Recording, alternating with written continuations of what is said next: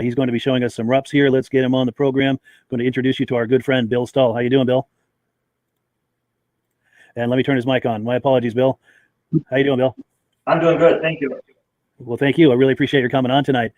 Now, it looks like you've got some racing rups there. I'm going to put you full screen, and maybe you can tell us about some of these rups and some racing history that any of these might have. Yeah, right, sure. So 21 years ago was my first season of racing vintage snowmobiles, and I started with rup, and it was my first snowmobile that I ever personally bought, and it was a rup. And so I got into collecting, and then a buddy of mine, we went up to Eagle River on a Wednesday when they used to run vintage at Eagle River, and I saw that, and I'm like, I could do that. I think I'd enjoy that. So then the next year, I built an oval sled, and 21 years later, here I am still racing these rups. So it's kind of funny. 21 years ago, I met some really good friends in the sport, and they were buddies, and there was racing. And now, fast forward 21 years, I'm still racing, and now I'm racing my buddies' kids. You know, my buddies have retired, so, but you know what? I still can run with them, and it's just a fun time. I really, really enjoy it. So I don't plan on giving up anytime soon, even though I do talk about retiring. But each season, there's always a glimpse of more speed, more better this, more better that, better sled, and I think I can do it. So I'll be out there again next year. Nice. You'll be doing it as long as you possibly can. I betcha. That's amazing. That's amazing. I wonder if you could tell us about some of the highs and lows and maybe any accidents that you've either seen or experienced doing this. Oh, the sport has changed tremendously since the beginning. When I first started racing, I really did race a real vintage rough snowmobile. It was a 73 Magnum. Not much you changed from it. Was always the way it came from the factory. Back when Gene Bloom and John Binkley were running these roughs, it was basically the same sled. Not much changed since the way they raced. But then as the sport evolved, more people got in. We had a certain amount of rules. People stretched the rules, and pretty soon here we are. Man, we can just do some crazy, crazy stuff. So some of the highs, obviously when you're winning, you're having a good day. Those are all good. Some of the lows, when your stuff's breaking, accidents. Some things just don't go right from the beginning. Other days or other weekends of racing are just amazing. It's just like, geez, can't get much better than this. And but had some lows. Had a couple bad accidents back to back. Not my fault. Just racing. Some is people driving over their head. Some was mechanical failure on someone's part, or my part. It just happens. It's unfortunate. But the rough driving. I mean, we're only racing for a little bit of money and basically a plastic trophy. And my thoughts have always been, I got to go to work on Monday. So I push the limit. I'm a crazy driver out there. I really push the limits, but I do have in the back of my head, I got to go to work on Monday, which I think 99.9% of the people I race against have that same thought. So I do race against a really good group of guys. Got to be really good friends. And if we had an incident on the track, there might be a little bit of heated discussion, but at the end of the day, I think for the most part, we all shake hands and we fix our stuff up and just keep on going. So. Nice. While you're talking about that leads me to a question that always has intrigued me with racers is on the track, they don't cut each other any slack whatsoever. They really give each other hell, but off the track, they're the best of friends. And after the race, they'll have beers together and laugh together. And I wonder if you could go into a little detail about what that dynamic is like for both you and some of the friends that you're close with that you race against. Oh, sure. So like last year we had an incident, a really good, friend and family that race. And, just one of those things. I got run over the skis and I rolled and I was pissed and just 20 minutes later, it's no big deal, I understand, and have a couple of drinks or, shake hands or whatever it is, you kind of let that go out the door because you know what?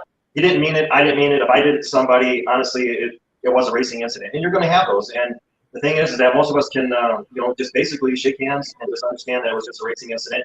I mean, when you race these sleds at these speeds and as rough as the tracks get and the way the sleds bounce around, there's bound to be contact. And like I said, I will go on a limit to that 99.9% of the people that I race against have no intention of wiping you out, and I sure as heck do not have any intention of wiping you out. So it's a really good bond that us racers have.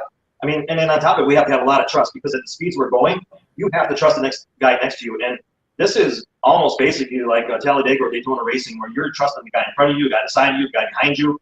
I mean, this isn't just like normal truck racing. I mean, there's a lot of trust in this sport. And like I said, the guys I race against, I think I couldn't ask for a better group of guys to race against. That's amazing. Yeah, that's going to be some amazing camaraderie. And I understand what you're saying about the trust because when something does happen, maybe an accident or an incident that's unplanned, it happens at very high speeds and things happen really fast. And once it happens, it's happening. There's no taking it back, and it's nobody's fault. It was no one's intention, but you just have to roll with it, I guess. Right. You can't stop it. I mean, once it starts, it's going until it's finished. And luckily, we haven't had in my racing organization. Luckily, we haven't had any serious accidents or fatalities, thank God. Before every race weekend when it starts, my wife, she used to race, Becky, my daughter Caitlin, who still races, us three, we have a little thing in our family. It's called, hold pinkies, and we hold pinkies. And I was born and raised in church. My dad was a preacher. So I believe a lot of God, trust in God and stuff. And I say a prayer every race before we race every weekend. And Tom Lewis, he's an excellent photographer. Tom takes some great pictures. He's captured some of those pictures of Becky and I and Caitlin praying. And you know what? Honestly, God, I've never asked for a win. I asked, let us race good, let us race hard. You know, no mechanical failures. He doesn't always answer my prayers. You know, it's okay, you know, and you know, we're still here to race about it. But I just got firm belief in prayers before the race, and yeah, I really enjoy that. I love that. And I agree with you too. To me, you know, prayer isn't asking about winning. It's about safety and guidance. And yeah, I absolutely agree with that. And I'm looking here on the screen, Jim Goccioni, I hope I'm pronouncing his name correctly, but he's mentioning that your daughter was a world champion last year. I wonder if you could tell us a little about that. Yeah, sure. So Caitlin started racing, I don't know, going out there 7 years ago, something like that. Yeah. And when she started in juniors, Rupp doesn't have a snowmobile that's built to match the class at that time. So she was kind of back in the pack, and then I was always pumping her up that, you know, when you step up, you know, out of juniors, that you're going to be on a 75 rough free, or then you're going to be on a level playground. So she was really pumped, and she couldn't wait to get on a 75 rough free, or, you know, and then so she raced that, and she got to be really competitive. And then we went to Ironwood, Michigan last year, and she raced, and Becky was also racing. Also, I think Becky got third in that race. And then but Caitlin, she checked out right from the get-go, and she won by a big amount. That was her first win, and she was so excited. And it was awesome. We went to Eagle River, and then she had a heat race, and I don't remember where she placed in the heat race, but it was good, and the sled was running really good, and she had a really good line. And then when the race came, she spun. So the World Championship race was on Sunday for the women's last year. She spun off the line. She was dead last. I think there was 7 ladies and her, so there's 8 in the class. And she had to come from behind. And by the time they went around turn 2, she picked up a few spots, and she was fast, and she picked up a few more, and pretty soon she's in second, and she's battling Kendra Sacco. And Caitlin would get around Kendra, and then Caitlin was, or actually Kendra was ahead of Caitlin. Caitlin was trying a little bit too hard, and sometimes you got to go slower to go faster. And Caitlin was blowing turn 1 at Eagle River, and she was drifting away up the hill. I'm like, oh, come on, you know. And then she would be way behind, but she had a lot of smoke, and she would catch Kendra. And 3 to 4, she was handling the corners really well, and that was a great battle. And then it came down to the last corner, and then Caitlin got around Kendra, and Caitlin won the world championship in this class. You know, and as a parent, you know, I mean, it's amazing watching your kids grow, in you know, from just a little squirt to you know, a woman, and how good of a driver she is. And she did really good. I couldn't be more proud of it. Becky was announcing, and Becky up in the booth, it was crazy. She was like, "Oh my God, this is awesome!" You know, and she's supposed to announce her, no bias, right, Becky? You know, so, but no, it was a very, very proud moment. I think that every parent, you know, have when their kid does, you know, something really good. It's you know, school or life, or you know, or us racing here, you know. So I mean, with Becky and I, we could be happy. The whole team was, you know, I mean, my whole team was we were just living it pretty high. She did great. That's amazing. And if I understand correctly, your wife Becky is an announcer for the races. Do I understand that correctly? Yeah, she's a heck of an announcer. You know, there's that saying, women don't forget. Well, Becky, she doesn't forget numbers, she doesn't forget names. And I can ask her, who's number, you know, 67X? Oh, that's Paul Sockwell, you know. She just knows, you know, off the top of her head. But obviously, Paul and I are really good buddies, so I just, you know, named him. But no, she can pick off numbers, people from the East Coast, from the West Coast, from Michigan. I mean, she knows the names and numbers, and she adds a lot to the race. And then people come up to me all through the weekend at like Eagle River. People ask or say things to me like, "Oh, tell Becky she's doing a great job." And yeah, she announces for Eagle River. She's been up there for quite a long time, and then she also announces for Pro Vintage Racing, also racing that we race with, and she does just awesome. She's good on the mic. She really is. Excellent, amazing. Now we've got John Spranger Jr. on here, and he's wondering if we can have a close-up of these Rups. The gentleman that's holding the camera for you, I don't know if it's on a tripod or if he's holding it in his hands, but is it possible to go in for some close-ups of these, maybe talk up details about them? Sure. So this is my 440 Supermod. There's not a lot of Rupp left in this, but it is Rupp. I mean, we run original bulkheads. This original steel bulkhead, and then we cut off and we fab from there. So. And then this is, you know, the way the technologies went. This has got a complete computer system on it. So we plug a little chip into the computer after we're running. It tells us everything it did. It did mile per hour and, you know, everything, temperatures, EGTs. I mean, the whole ball of wax. So it's a really, really fun sled. I've had this sled for quite a long time, and I really enjoy this. This is one of our, you know, our builds. This sled here is Caitlin's sled. It's a world championship sled. She had some struggles this year with changing some things in the motor. I just don't think that we had coverage in the motor set up quite right. And then this last weekend was our last race in Manawha, Wisconsin. And Caitlin had a DNF on Saturday, and then we came back Saturday night, and me and my team, we worked on it, not all night, but we got done about 11 o'clock, got it loaded back up in the truck, and then Caitlin raced it on Sunday, and she wasn't prepared for that. We got it right finally, and she launched it. She almost fell off. She had to let off the gas. She goes, I wasn't expecting that, so then she was last because she had to let off, and then she had to drive around some traffic, and she got up to second. So she was smiling that it just ran and everything was good. So it's amazing how 1 year can just change like so good and then not so good, So, but we got the last race and we got it figured out. So we got a lot to look forward for her for next year. She's really happy with that. This one here, Supermod sled. This is my 76 Magnum. This is a liquid cooled 250. Zenoa liquid. Really, really, really fun sled. Man, I love this sled. This is a fun sled to drive. 76 Magnum Supermod also.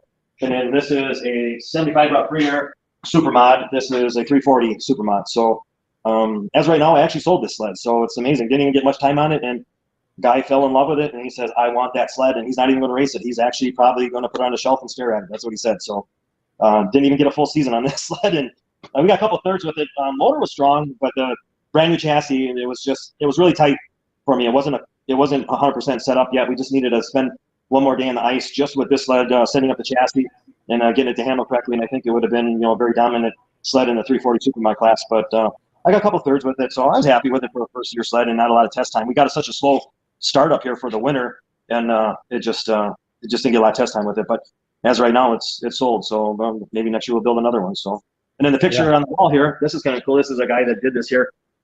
He was actually filming. This was supposed to be for a movie that never actually did get produced, but that was for a movie, and that was my 440 Supermod triple. And that, without a doubt, was probably my funnest sled I ever had. That son of a gun was so doggone fast and so fun to drive.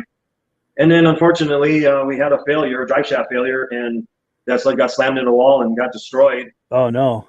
Yeah, it got destroyed. I got knocked out, and I was pretty banged up on this accident. And so we rebuilt it, and it was never the same. It didn't handle right. It just was not the same sled. And same thing, I sold that to a museum, and now that's sitting on the shelf as a look at me type sled. So Sure. Yeah, that's a beautiful sled and a beautiful poster. And I want to thank people that are making comments and giving you compliments on these sleds. And I just wanted to remind our viewers that if you have questions for Bill, or if you'd like to pay a compliment, please do so in the comment section. The other thing I was going to ask you, Bill, about the racing. Do I understand that you have a team of racers that you're racing with? Yep. So my team consists, it's had different people over the years, but two people that have been with me for a very long time is my nephew Will Stahl, and he works for me here at the body shop also, and works on cars and snowmobiles. And then Matt Claire, who's been working with me since like 2005, 6 years at the shop. He's been here a long time. So those two guys have been with me the longest. And there's some up and down, just not in the racing world is racing, but as a team too. There's sometimes when buddies are buddies and something's aggravated, and sometimes things just kind of butt heads a little bit. But you know what? Same thing. At the end of the day, we're pretty cool. But other people that I have on a team like this year, Jeremy Shea, he's a new guy here at the shop, been working since the fall, and he's a real big guy to buy shop, and also a big guy in the snowmobiles. He comes with us, and then Aaron, he's kind of just works the way he is around the sled. He's not up on the sled mechanics part of it, but he's a good help. We need help taking stuff out to the trailer to the shop. And then our thing, he took a bunch of pictures this year and kind of filmed us doing our thing. So it's the first time I ever had kind of like a on set type photographer. So he's been good. So yeah, thanks to Jeremy and Aaron for the help, but Matt and Will. I mean, if it wasn't for those guys, I wouldn't have 4 sleds. I mean, I could probably handle 1 sled myself, but not having the fleet of roughs that I have, it wouldn't be possible. And then there's so many people that have been on the team and over the years, and they've had fun, but things change. They had girlfriends, now they're married, or whatever. They grow up and do their own thing. But no, it's without a team. I mean, it's hard to operate, and I have a great team. Nice. Now we've got a question here from Keith Wiggand. He's wondering if any of the original non-modified reps are running in races these days. I don't know if he's talking about your reps or reps in general at the races. Yeah, so there's all kinds of classes across the board that you can run in. There's stock, there's super stock, there's pure stock. Pure stock PBR invented that class years ago, and there's not much you can change from that. So there is that. But out of these reps here, this sled right here, Caitlin's, this is called super stock. You can't alter this very much. I mean, this is basically about the way they came from the factory. So you can't alter this sled much. You can put a better track in it. We're not allowed to run heated tracks anymore, so we have to put a rubber track in it. And and we can run an updated suspension. You can't run, say, like a Wall Brothers suspension, but you can run a suspension 84 or older. But we rerun the original rubber rails in here yet. So we have the rough suspension with the shims and the leaf springs, and it's kind of primitive some of the other ones, but I mean it works great. So, but this is basically your bone stock sled, super stock sled. Nice, nice. Now, Eric Schuett is giving you a compliment. He says that Bill and his family and crew are great people with really nice equipment. So it's nice to see some compliments coming in for you. Thank you. Sure. Now, also, to shift gears a little bit, when you're not racing, when you're not racing RUPS, you're also collecting RUPS. Do I understand that correctly?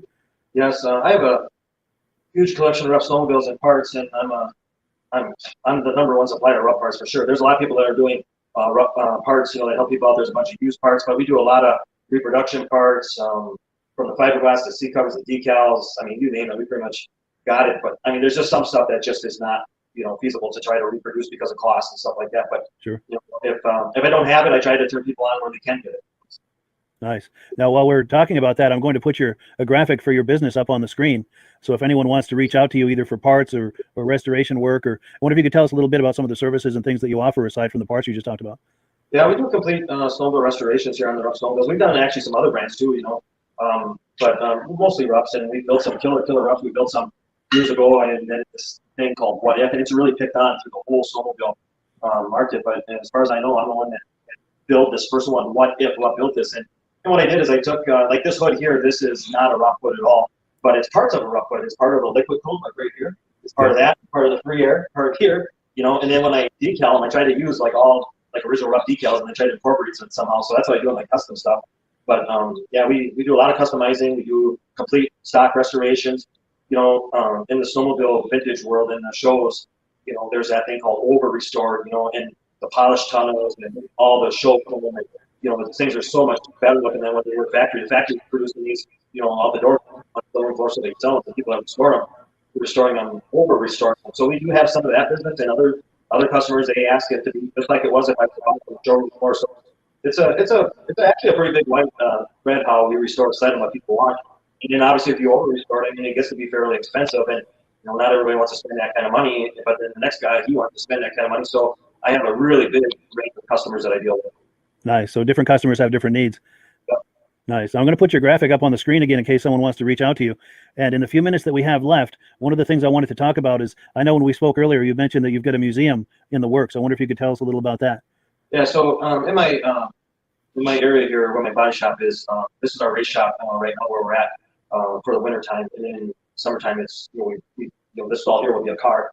But I have another warehouse, and I remodeled the front half of it, and it's all done. And as soon as the snowmobiles are going to get back in there, start moving some stuff around. And I have a huge amount of rough memorabilia.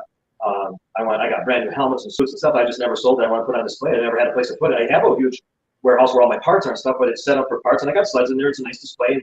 It's pretty impressive, but I want to build a museum so when rough people do come here and buy parts from me, and I can show them, some really, really cool stuff. And please believe, understand, it's not a thing with me to say, hey, look what I got. It's a thing to show people, look what Rupp did. I mean, yes, I'm not a look at me type of guy. I want to show it off so people can enjoy it is what I want. More of a celebration of the Rupp brand, so to speak. Yeah. Nice. I wonder if I'm hoping that you'll stay in touch with us too as you get closer to your big reveal with the museum. We would love to do a tour of that on the podcast when that's ready. Sure, you bet. It's going to be really cool. I got some really, really rare Rupps. I'm going to have some of my race sleds in there all restored that I ran through all the years.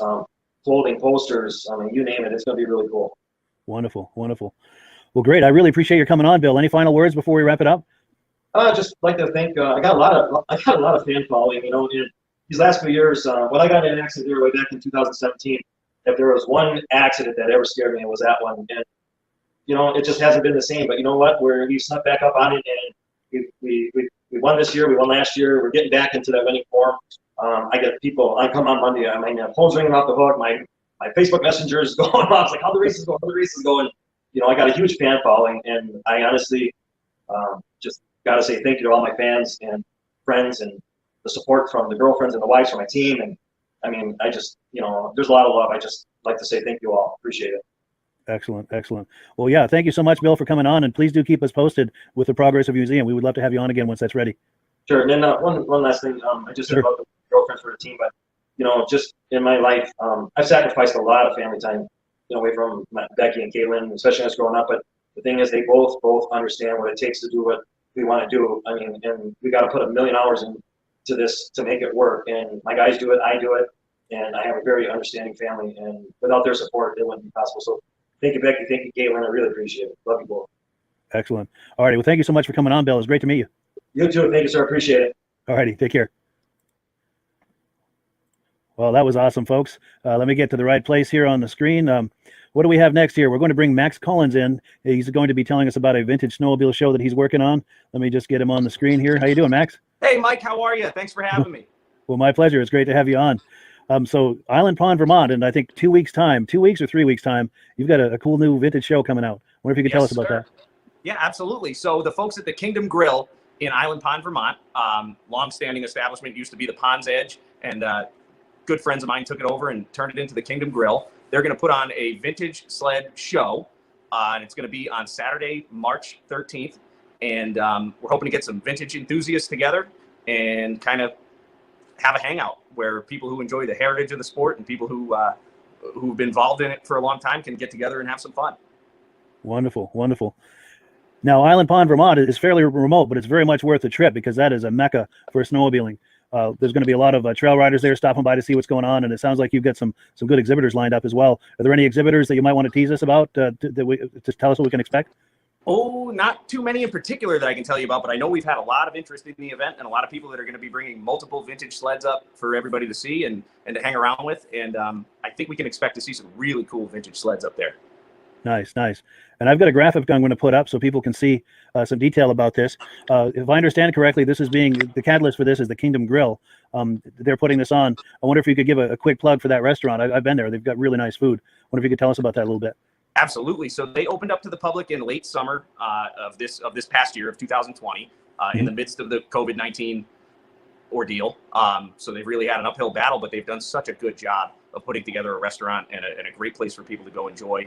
And given the guidelines of COVID, they've really done a spectacular job. So they are excited to put on an event that is going to host a lot of folks from hopefully the area. I think we have a lot of interest from that part of Vermont, and we have a lot of interest from New Hampshire and a little bit of Maine. And I think we're going to draw a nice crowd down there to see the offerings of the sled show.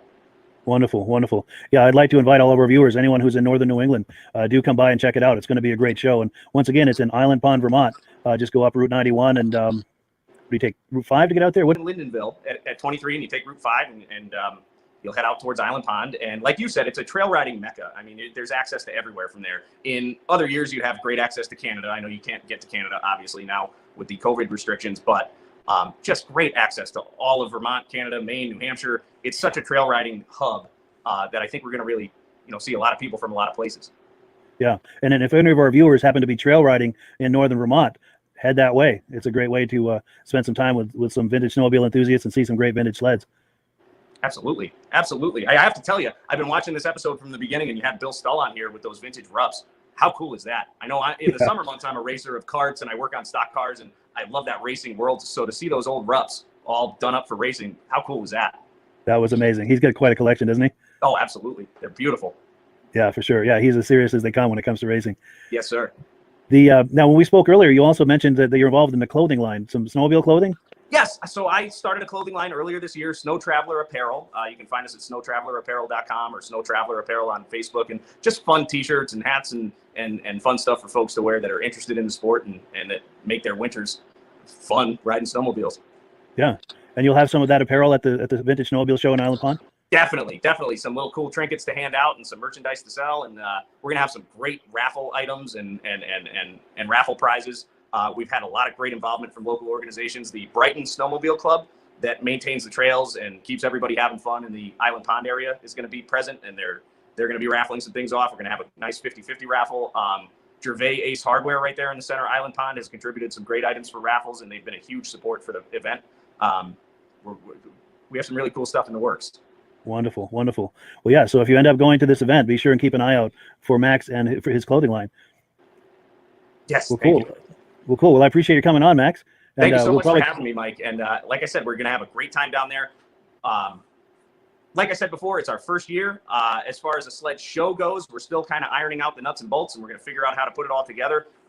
It's definitely going to be a fun hangout to see some cool vintage sleds and to get into the heritage of snowmobile riding and all of that. I think we're going to have a great time. Good deal. I'll look forward to meeting you there in a couple of weeks. Absolutely. I'll be there. All righty. Thanks for coming on, Max. Take it easy. Thanks, Mike. Bye-bye.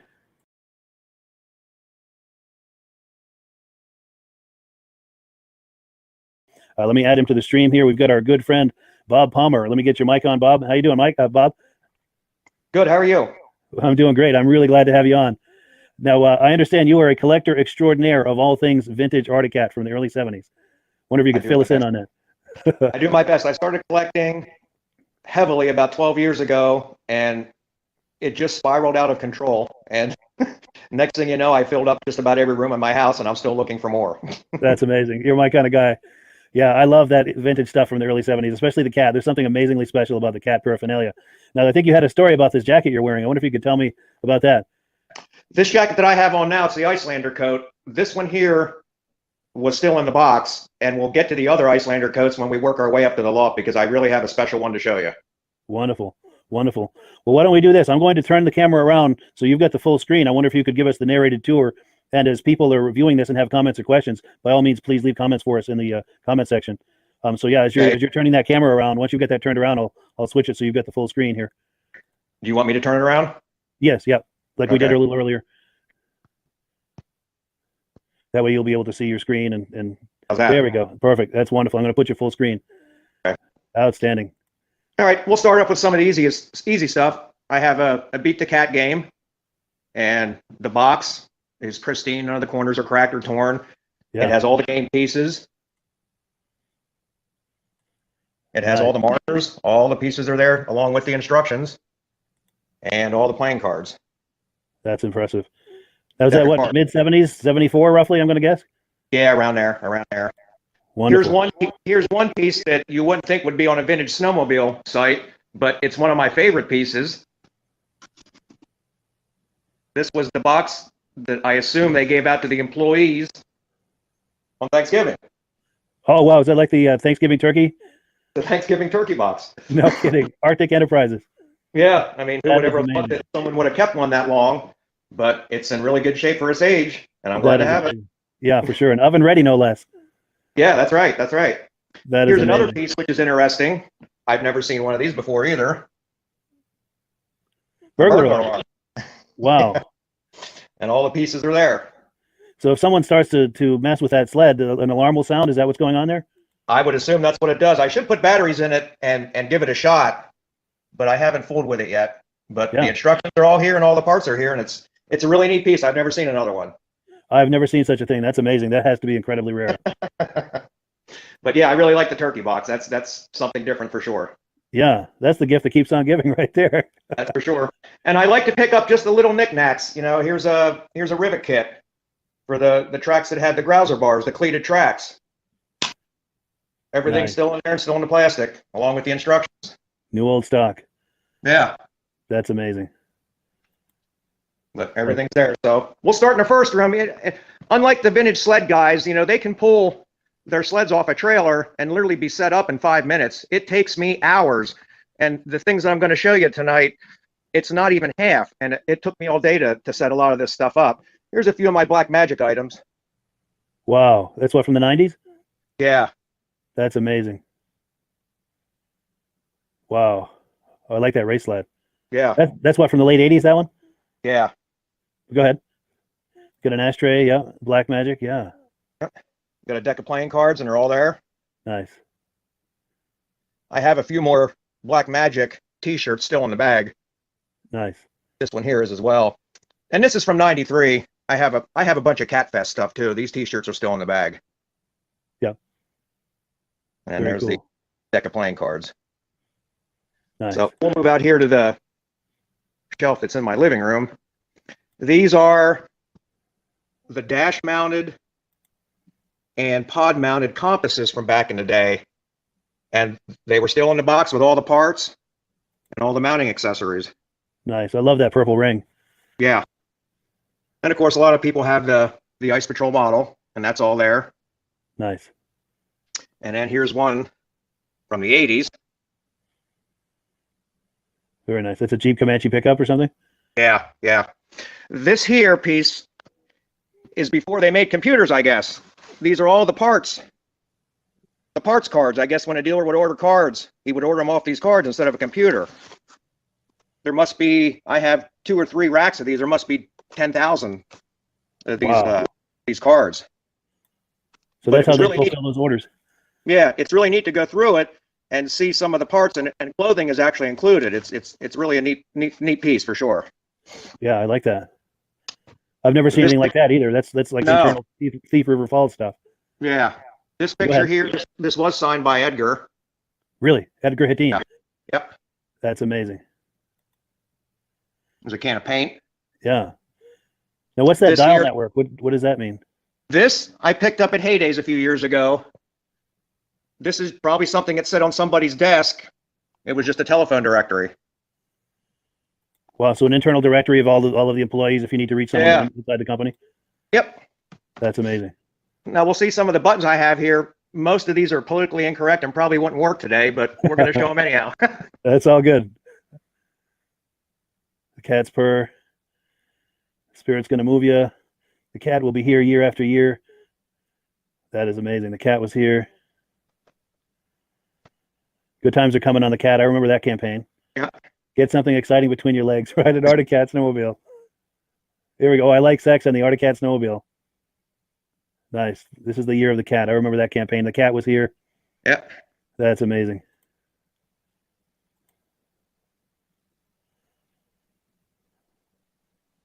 What is it? Be nice to me. What's that say? Be nice to me. I have an Arctic Cat. Or Yep. Nice. Here's a dealer sticker that probably went on his window. Yeah. I have a couple gas cans.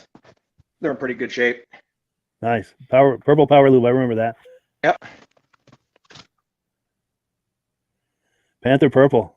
Yep. I even got some new funnels. Who would ever thought somebody would have collected funnels? I remember those. We had a couple of those. Yep. And on top of my display case, I have a bunch of items from the 50th anniversary. Yeah, that was what 2012, I think, wasn't it? Yeah. And then on my second shelf, I have, kind of hard to see with the light on, I have a bunch of mugs and glasses. I have the ice bucket with the four glasses, which is a pretty rare item. Yeah. That's beautiful. I love that cat head logo. That's my favorite of all. Yeah. There's probably 20 more in there. They're just all buried. There's lots of them in there. Wow. Good times are coming on the cat. Yep. One of my favorite pieces, this is a piece of marble. Has the cat head on it. Yeah. Says good times are coming on the cat. Would that have been an award or something? Or From what I had heard, it was just a paperweight that a manager kept on his desk, but it could have been an award. I'm not sure. Gotcha. And I have Absolutely. probably about 20 oil cans in here. Yeah. Spirit, the old Suzuki engines. Yep. Wow. Power purple lube. Yep, there's a Purple, bunch in there. purple power lube. I got that backward there. Got a bunch of belt buckles. Some of them are still in the case. Wow. I got both records. There's two Catting records in around. there. Catting around in the year of the cat. Yes, I had the year of the cat back in the day. I've never heard that catting around. Okay. That's cool. Got some more belt buckles here, still in the case. Got some cufflinks. Some more items from the 93 Cat Fest. And a bunch of placemats. Wow. I'll show you some more of those. Oh, and I see the spark plug holders too. We had a few of those back in the day. Yeah, yep, there's a bunch of them back there. Nice. Here's some more of those politically incorrect stickers. Nice. Yeah, that is it's politically incorrect for sure, but I love it. That's for sure. That's cool. I saw the cat ferretry. What's it say? Okay, just the address, Thief River Falls. Now, these few pieces here are a little bit special to me because Penn Art Distributors was in Pennsylvania, and it's reasonably close to where my cabin is up in the northern part of the state. Yeah. And I remember as a kid going in there, and if I would have known then what I know now, I would have showed up with a tractor trailer. Yeah. All this stuff that we collect was in there in boxes and boxes and boxes. Wow, cases and cases of it. Yeah. The proverbial mother load. Oh, it was. It was. That's amazing. And the gentleman that ran that was Paul Asper. And Gotcha. Edgar credited him for really pushing the brand forward on the East Coast. He moved a lot of sleds. No kidding. Yeah. Yeah. Nice. So we'll go back to another bedroom here. I got some bags here. They're all in really nice shape. Yeah.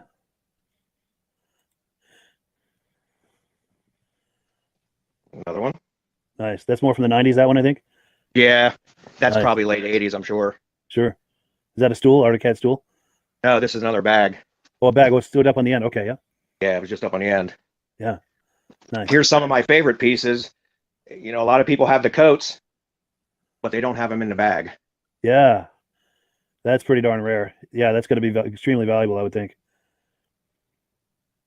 Now, Jeff Nix is asking where you're finding these. Do you find these at shows or Heydays or eBay, or how do you find a lot of these things? Certainly find a few things on eBay. That's still in the bag, by the way. Yeah. I post a lot of my items on the Vintage Arctic Cat Snowmobile Facebook page. Yeah. And it works out really well for me because I post so much and I get so many private messages from people that say, this has been hanging in my closet for 50 years. Would you be interested in it? Because I know you're not looking to turn stuff. And I get a lot of my stuff that way for sure. Oh, they know it's going to a good home, so you're like a buyer of choice. For Right. Yeah. That Here's makes sense. another, Once you get a reputation. here's another weird item. This is a box with just stickers on it that I assumed they put on items that they were selling. Sure. Inventory stickers or something? Yeah. Yeah, It's just nice. a little knickknack. That's cool. I love the stuff still in the bags for sure. Yeah, for sure. That's premium. And what's that odd shaped bag right there? In this, is that for boots or something, or what? No, that's I don't know what you would call it, but it's made out of the material that they make covers out of. Supposedly that was something that was laying on a manager's desk. That's the rumor I heard. So I can't verify it, but that's what I heard. Nice, yeah. But it's about 10 inches long. Now, would a miniature snowmobile go in there? Because it looks like the shape of a snowmobile. Is that what that was for? Yeah, it's just the shape of a snowmobile. I don't think it's meant for anything. I think it was just to decorate a desk. Yeah. So we'll move in here. Got a bunch of gloves here. Yeah. I remember those. Yep. I used to love those with the stripes. Yep. The purple, white, and green. Yeah, that brings back memories. And the little buckle with the medallion there, the buckling medallion. Yep. Yeah. That is amazing. And I have some here with the tags on them. Yeah. Brand new, never used. Yep. That's amazing. And the purple gloves. Yep. Yeah, that's cool. Here, I have some that are in the bag, which is really cool. Yeah, look at that. Now that's what, a sweater? No, these are the mittens. They go with the coat that I'll show you in a few minutes. Okay. Oh, those are big mittens. Yeah. Wow, yeah. Yeah, look at that. That brings back memories of seeing those hanging in the dealerships in the early to mid 70s. Sure. There'd be a wall of that stuff in any Arctic Cat dealership. Yeah. And then here's these gloves or mittens still in the bag. Yeah, very nice. This is a unique piece. This is a woman's sash. If you look on YouTube under Arctic Man video, under Arctic Man, you'll see the woman that was wearing this sash, which is pretty cool. Wow, yeah. That was like a pageant, or was that is that at a race or something? She was Miss Arctic Cat, or how did that? Yeah, it was just at the races. Yep. Nice, yeah. It's an excellent shape, but I'm really glad to have it. I really like it. Yeah, for sure. We'll move on to another room here. Now, Brian T. Wilson is asking if you have any sweaters, and I'm sure you do. Well, we'll get to the sweaters. Sure, yeah. Here's a Tonka El Tigre. There we go, yeah. Still in the box. Perfect shape. Yeah, that's cool. One of my favorite pieces. Yeah, oh, a clock, yeah. The Snow Pro clock. It works, and the lights all work. And the best part about it is I have all 3 clock faces. Wow. Oh, so you replace, yeah, I see what you're saying, yeah. So you can change that out depending on your mood. Yep. That's amazing. These here are weird pieces as well. These were radio commercials on tapes. Oh, no kidding. Reel-to-reel tapes. Yeah.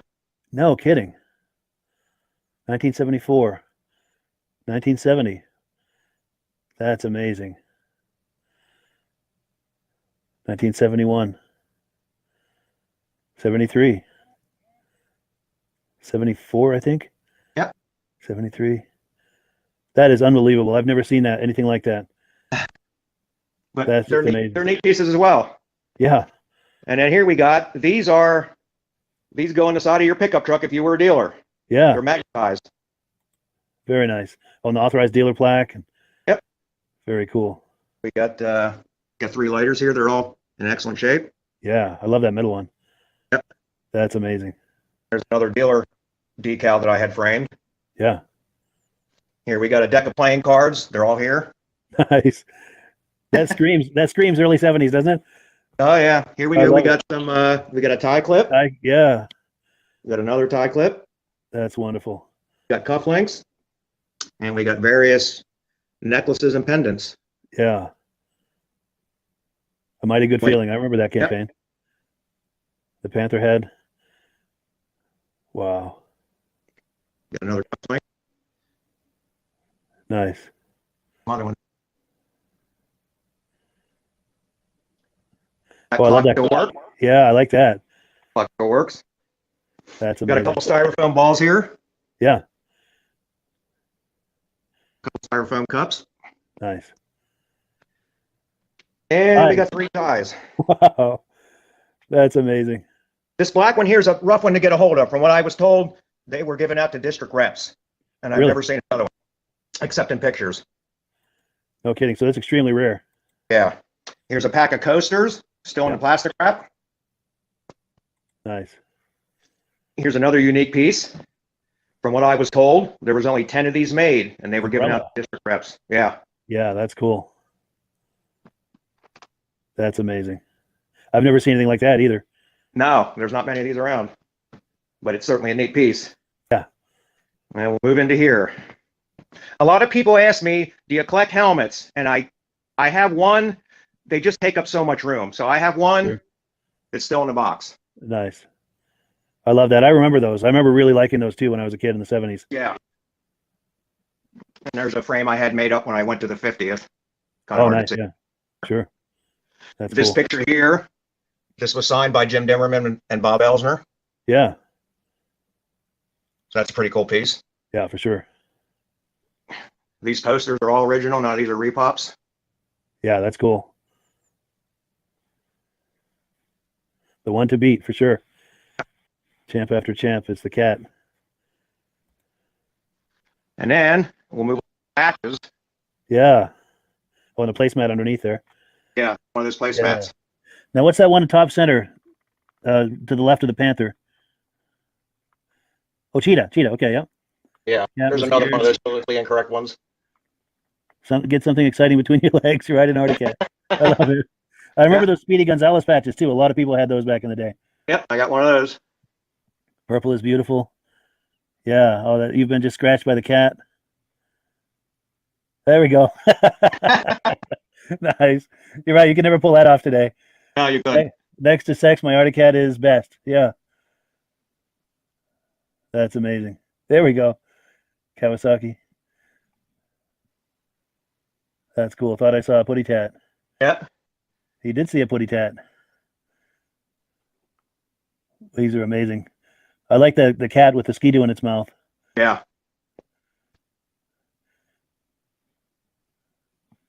So that one in the middle of the screen there, there's like an El Tigre suit from maybe the late 70s. Is that Yeah. yeah, that's cool. Very nice. Go cat go. I remember those.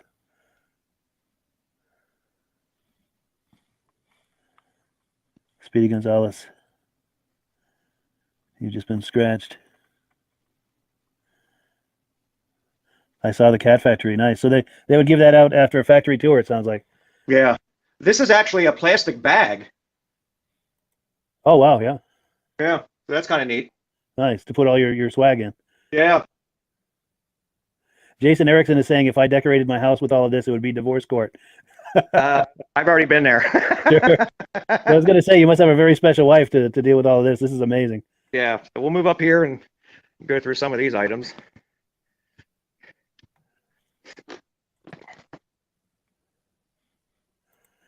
Yeah, look at that. Now, what is that? A display rack? What is that in the center? I'm trying to make sense of that. I don't know what you would call it. It's almost like something you just hang from the ceiling. Oh, no kidding. Yeah.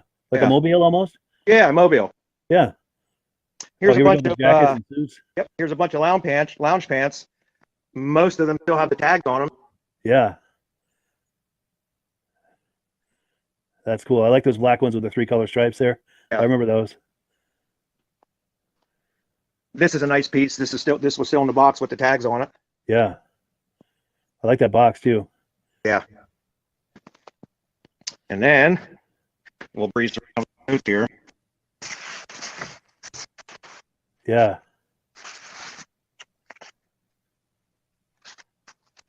They certainly made some unique clothing. I'll give them that. Yeah, they certainly did. Yeah. Yeah, I think of all of the brands had some cool clothing, but there's just something really special about the cat clothing. Yeah, it's certainly different. Yeah. Because I remember, as a kid, we'd go trail riding with our friends, most of which had cats, and a lot of them had those cat jackets and Yeah. mittens and helmets and everything. And I just have wonderful memories of that. A But go ahead. couple Bowling shirts, nice. Another bowling shirt. Yeah.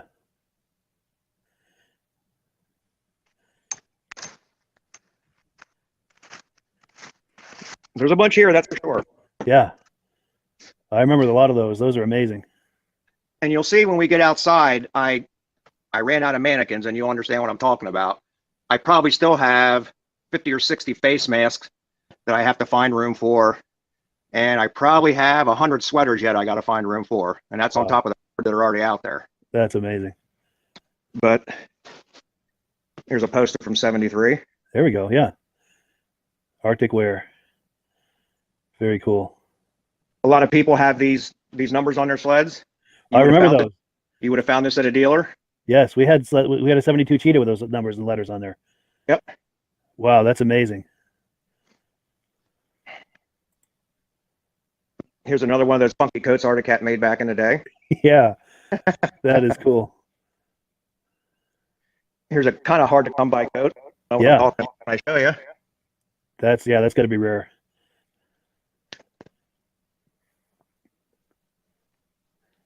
Shell. Yeah. Very cool. Just catting around. Here's another one of these mobiles that I didn't get a chance to hang. Oh, yes, yeah.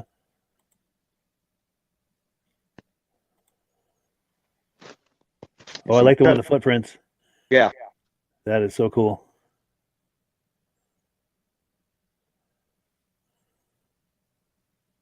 Wow. This flag has some history to it. Oh, yes. Tell me, please. That flag hung at the factory. Oh, no kidding. Yeah. Yeah. I always loved that logo, too. I love when they had that embossed into the track back in the day. Yeah. And you could sometimes you'd see a track on the ground and you could see that that you knew that an Arctic Cat had gone through. Yeah. Here's some more bowling shirts. These are all brand new with tags on them with the collars still in the cardboard still in the collars. Yeah. Nice. Oh, I like those socks, the little toe socks there. Oh, yeah. Nice. Yep, we got some socks there. And we have That's some amazing. socks that still have the wrappings on them. Yeah. That's amazing. Thanks for coming over. And I like that I have purple the black fur. Go projector. ahead. I have the projector. Oh, look at that. I have a bunch of tapes. I'm going to get some more tape. And I'm going to copy them all to DVD. I didn't try this out yet to see if it works. It's supposed to. But I want to get the tapes copied to DVD before I put them in there. Yes. So we'll get there. Yeah. When you do, I'd love to share those with our audience. I'm sure they'd like Absolutely. to see that as well. Good times are coming on the Cat. I remember seeing that sign at the dealership. Yep. That's amazing. This probably has to be the creme de la creme of my collection. I have the Icelander boots that were still in the box. Yeah. I have the Icelander coat that was still in the box.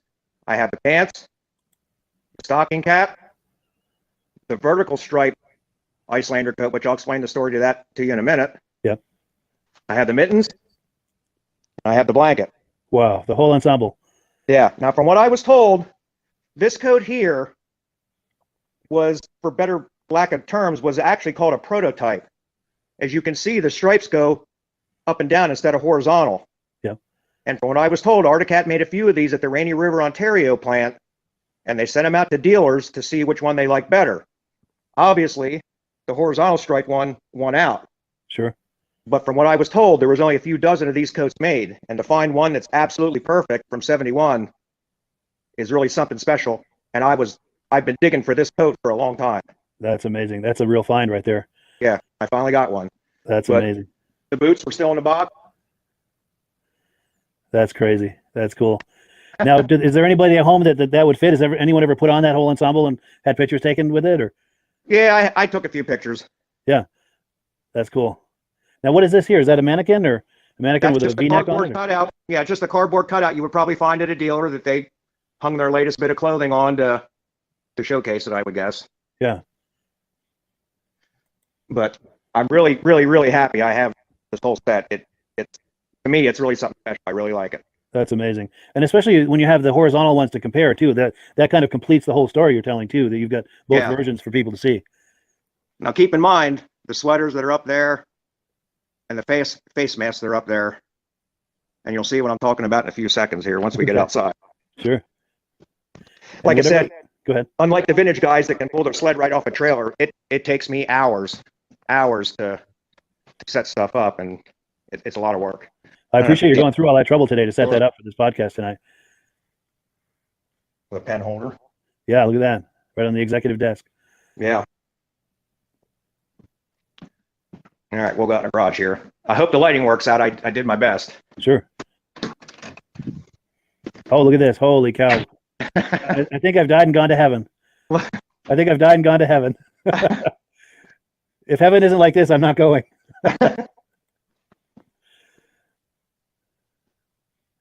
Wow.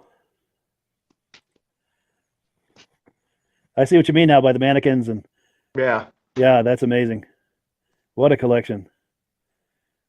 Yeah, that is sensational. Yeah, and Joe Tallow was saying thank you for sharing and for setting all of this up, and I echo that. I do appreciate that you set all this up today. This is amazing.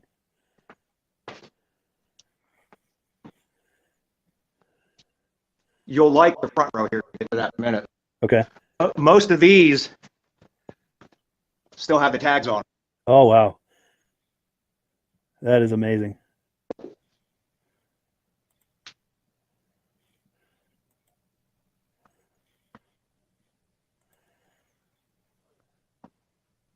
Wow, it brings back so many amazing memories to see all of this. The Hatteen Cup, wow. Yep. And here's 3 of the fedoras. Oh, look at that, yeah. This is the fedora that goes with those mittens I showed you. Yeah, And they have the feathers on them. that's amazing. I've only seen pictures of those fedoras. I've never seen one in person. Yeah. I have all 3 Eskimo coats. Oh, yeah. That's amazing. And here's the coat. Yeah. That's wild. Here's the 2 race capes. Yeah, One of my I've seen those. favorite 2 pieces, and they're in excellent condition. That's cool. Very cool. Now, do you bring these to various vintage snowmobile shows and meets and so forth to display them? Yeah, the biggest one I was at the Eastern Vintage Nationals up in Lowville. Yes, And okay. that was a good time. Good. And you had a good response to these? People really enjoyed them? Outstanding. I really had a great time. Wonderful. These are all sweaters. There's, I'm sure, 100 hanging here Wow. with scarves.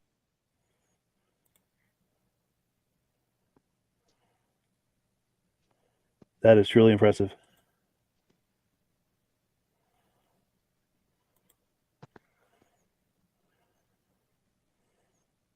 Yeah. Oh, I like that white one. Yeah. Yeah, that's one of my favorites. I like that one too. That's nice. Yeah. Some more scarves. Yeah.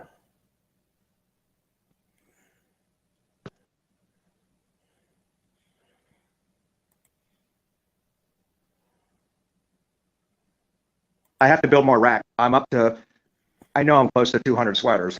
Wow. Now, did you set these all up for this podcast, or is this always set up in your garage? Or?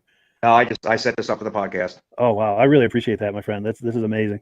This is a genuine treat.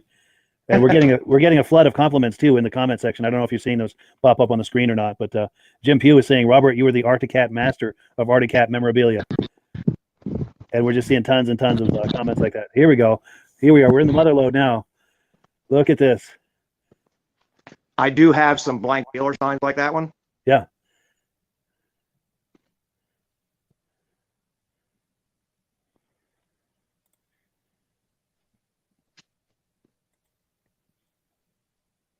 Oh yeah, look at that. The green body and the purple sleeves. I've never seen one like that. This is one of those weird coats. It's so ugly, it's perfect. It's almost like a canvas material. Yeah, it's so wrong, it's right. Yeah, and the gentleman, this is one of those other finds that how I stumble on some of this stuff. A gentleman had contacted me a few years ago and said, I remember buying this coat new, and it literally hung in my closet from the day I bought it. And I'd like you to have it, and I got it. Wow. It's perfect in every way. Now this one here, is that a cat head print? Is that what that is? I'm trying to. That's amazing. That's amazing. I've died and gone to heaven. Wow. We'll go over here. The cat was here.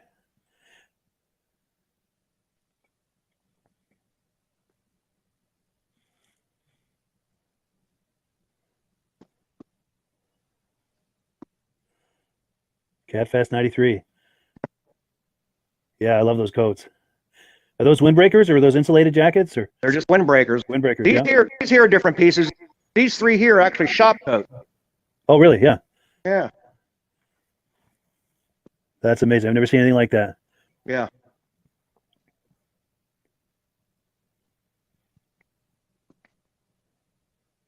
Wow. And we got two really special pieces here. We got the he and she lounge outfit. Wow. Oh, look at that. We got the eyebrows on the woman. That's amazing. Oh my God. That is so amazing. What a time the early 70s were with not just all of the snowmobile brands, but Cat just had something amazing going on with their, not only their sleds, but all of their memorabilia, their clothing and mugs, and they're just, I almost wonder over the top. if they made more money selling memorabilia and clothing than they did sleds. That's entirely possible. I wonder if Yeah. there's a way to research that, because I bet they did well on that. They had to. Yeah. 'Cause I So know as a everything kid, I showed you tonight, that's probably half.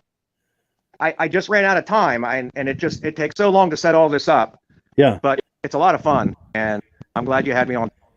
Yeah, I'm really glad as well. And we'll have to have you on another time for some of the items you didn't have time to set up. Maybe we can rotate some different items on another podcast or something. Yeah, it would be really great if we could do one on a Saturday where I could set these up in my driveway and line them up, because I have over 120 feet of racks, and I can fill them and have left over. Yeah, we should do that, because I can record like this offline and then air it the evening of the podcast. You know what I'm saying? Okay. So that That'd way, be cool. if you get a day where there's some nice weather, we're anticipating some nice weather, we can plan on a Saturday to do exactly that when the Yeah. weather is favorable and at a time that's favorable, and maybe when it warms up a little here in another month or two. Absolutely. Yeah, I like that. That's amazing. What a special time that was, the early 70s with the cats, man. There's nothing like it. Absolutely. And And is that a cat cutter? Is that?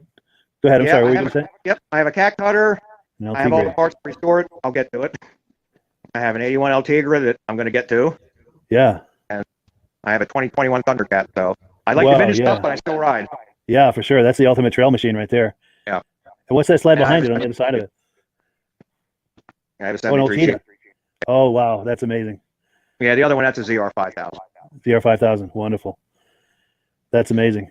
Yeah, next time you're on, you'll have to uncover that cat, that 73 Cheetah. Absolutely. Because my favorite sleds of all are the 73 to 75 Cheetahs and Panthers.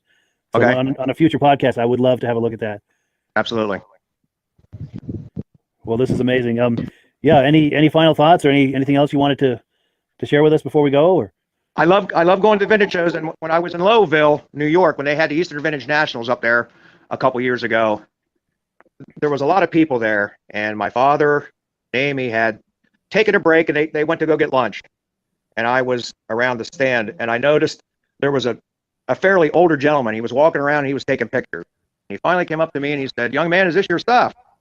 And I said, "Yes, sir, it is." And he said, "You mind if I take a bunch of pictures?" I said, "Please help yourself." And I was guessing he was probably in his mid 80s, early 80s. Yeah. And he finally came back over to me and he said, "My wife passed away a few years ago," and he actually had tears run down his cheeks. And he said, "This brings back so many memories. I've seen and remember so much of this stuff, and it brings back so many memories." And that there's what made the show for me. It was really neat to see a lot of people really enjoying my stuff, but that older fellow, that it really touched his heart. That made my day. I really like that. yeah, for sure. Because I'll be willing to bet that back in the day, he and his wife did a lot of trail riding, and they had the cats and the matching suits and the full experience. And I'm sure they have wonderful memories of doing that together. And yeah, I'm sure Absolutely. that brought back a flood of memories for him to see that. Yeah, absolutely. Yeah, for sure. Because I know it does for me as well. I mean, not the same situation as him, but just I was a kid and we had cats. Our friends had cats, and we all went trail riding together. And a lot of them had these suits, and it just brings back so many incredible memories of that wonderful Yeah. time. It truly was a golden age, not just of Absolutely. snowmobiling, but just something magical going on with Cat in the early to mid 70s. Absolutely. Yeah, just unbelievable. Yeah, I really appreciate you bringing this all out to show us, and just you having this incredible collection it truly is a phenomenon. I'm glad that we can share it with all these other enthusiasts who I'm sure are enjoying this. Sure. And I have to say that we have a record viewership throughout this whole podcast. A lot of times we'll have anywhere from maybe 50 to 60 people watching at any given time, and we've been over 100 several times tonight, and we're at 75 right now, and that's breaking a record for this podcast to be almost an hour in and have this many people. That's amazing. That's a testament to what you've got to offer here. That's keeping people on here. So I have a feeling I would be willing to wager, if I were a wagering man, that you and I aren't the only ones that appreciate and have memories of this whole cat experience from the early to mid 70s. For sure. Yeah, what an amazing time that was. Well, great. Yeah, we do have to wrap it up, but yeah, unless you have anything you haven't shown us yet. That'll do it. And I really appreciate what you do, and I'm sure a lot of other people do, and I thank you very much. Well, yes, thank you, and let's stay in touch. And what you talked about doing on a Saturday, let's as it gets a little warmer, let's plan on doing that, and we'll record some video that will air on a future podcast. Absolutely. All right. Well, thank you so much, Bob. You betcha. All righty. Take care. Bye bye. Wow, guys, what do you think of that? Was that amazing, or was that amazing? I am just blown away by that experience. Wow. I just had a mindgasm, I think is what it was. I'm at a loss for words at how incredible that was. It just brought back so many memories.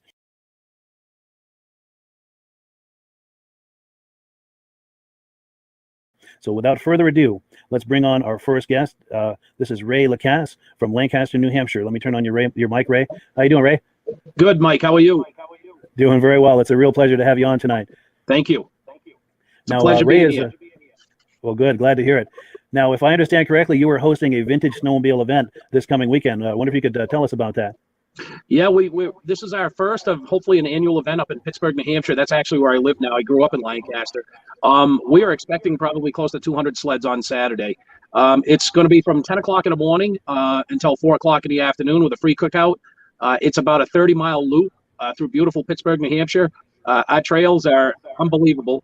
If you read anything in Snow Go magazines or any of the magazines, it's one of the top 5 destinations in North America for trail riding. So it's going to be a pleasure to see a lot of people. I've got people calling from New York, Pennsylvania, Rhode Island. A lot of people that are really, really interested in this, and I can't believe how it's taken off. We just really, really got this going about 30 days ago and put it together. Wow, that's amazing to put something like that together in just 30 days. Yep. And I'm going to pop a graphic on the screen here so people can see the details about it, all the gory details as far as the date, location, and all of those details. We'll leave that up for a minute. Yeah, so this gives people a look at what to expect. And now, Pittsburgh being as far north as it is and high elevation than it is, you've still got plenty of good snow and trail conditions. Do I understand that correctly? Yes, we have really good trail conditions. The trail conditions south in town are a little skimpy on the local trails, but once you get out of ways, there's plenty of snow. We have actually a group of people that come up the first weekend in May every year just so that they can say they rode their snowmobiles in May. That's amazing. Yeah, that's amazing. And you're right. There's not many places in North America that can lay claim to something like that. No, only in Pittsburgh. Yeah, Pittsburgh has got it, and the grooming up here is second to none. They do a fantastic job with what they have. Yeah, for sure. Now, if I understand correctly, you also have some sleds you'd like to show us. Would you like to move over into the area where the sleds are to show us that? I will, Mike. It'll take me just a second. I have to go out into the garage. I'm just a little ways away from that. Sure. And I'm going to put, while you're doing that, while you're on the move there, I'm going to put the graphic back on the screen so people can get another look at this event you're having. And I'd like to invite anyone who's within driving distance of northern New Hampshire to come join Ray for that event this weekend. This is this coming Saturday in Pittsburgh, New Hampshire, March the 20th. So I'm going to switch the camera now, Mike.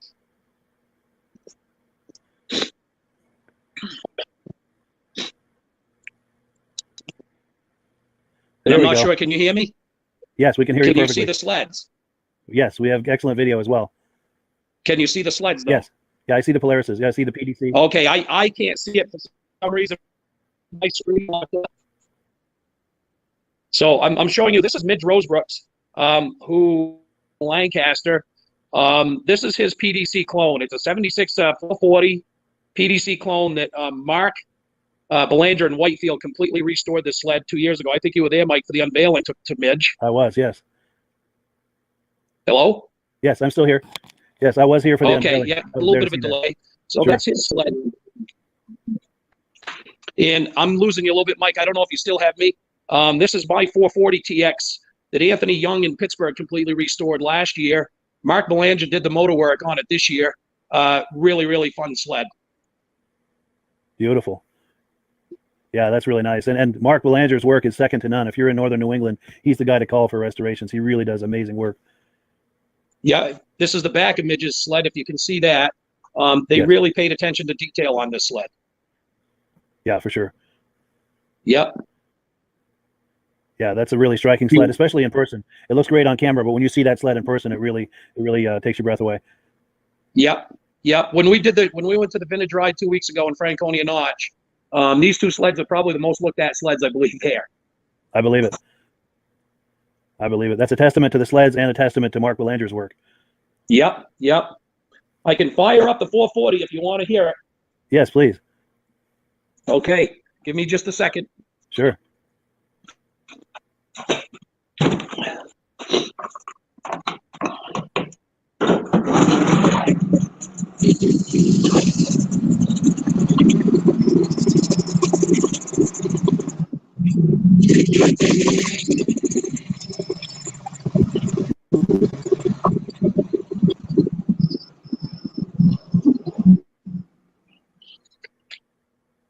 Can't wait to take it out Sunday. Yeah, Saturday. for sure. Yeah, that's going to be amazing. That is going to be amazing. Yeah, I appreciate you showing that to us. And I bet you can smell that two-stroke in the air. Oh, yeah. And there's, I don't know if you can see the motor. Hello? Yes, I can see the audio cut out a little bit. I know we were showing something under the hood. I see those air filters on the carbs there. That's all Mark Belanger's work right there. Nice. I'm going to go back in the house so that you can hear me, Mike, and it won't be Yes, any good delay. idea.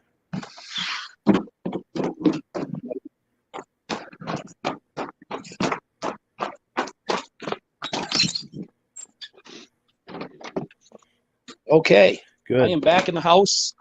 I will switch the camera. Okay. While you're doing that, I I'll put your can't graphic switch the back up camera. on the It's not screen. allowing me to. Well, that's all right. Yeah, it's not allowing me. The screen's froze up on me again, Mike. Okay. All right. Well, that's okay. I've got your graphic for the event up on the screen for people to look at. Did you have any final thoughts before we go? Or? No, just looking forward to seeing a lot of people. I can't wait to see all the different sleds. The last event I went to, there's probably 80 sleds. We're expecting probably close to 200 vintage sleds this weekend. That's amazing.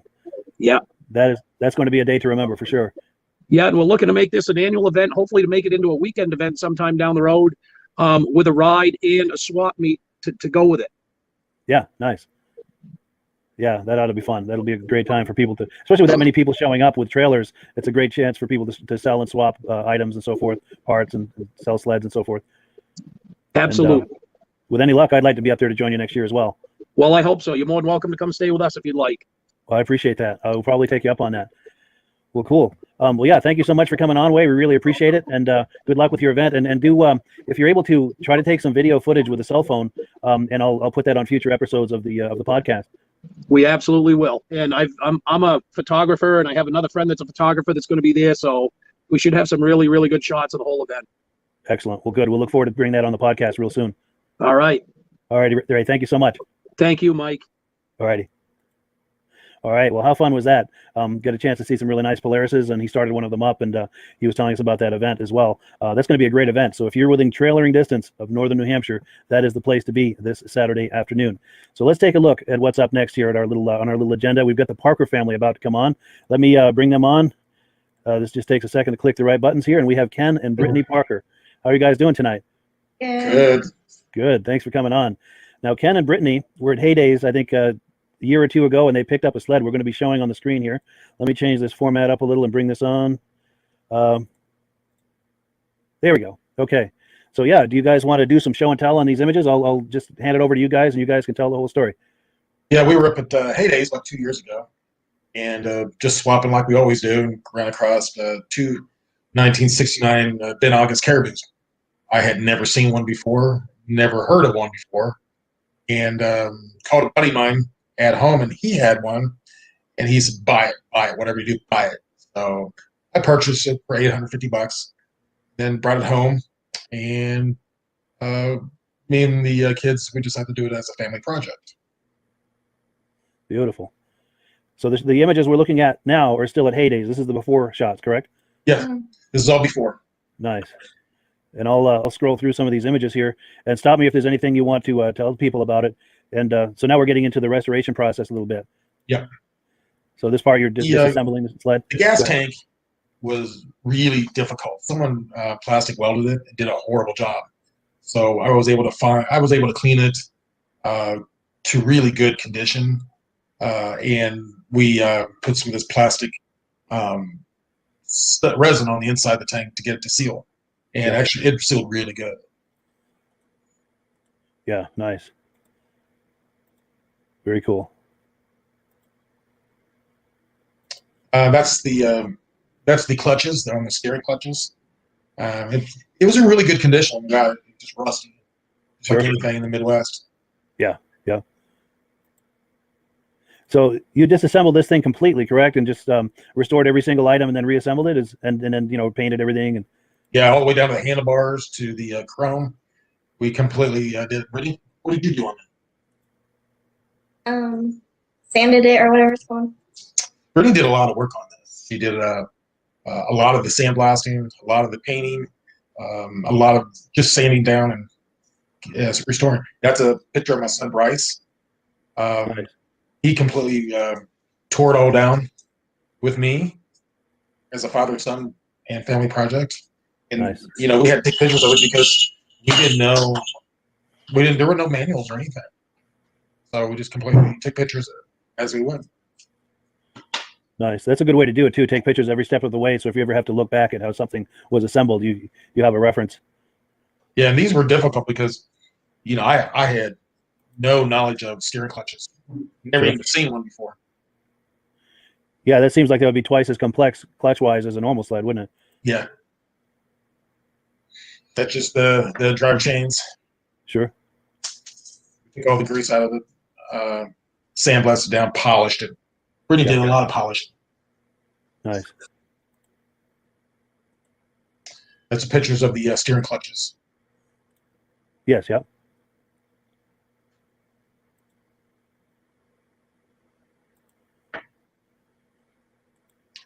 Pictures of just taking it down to bare bones.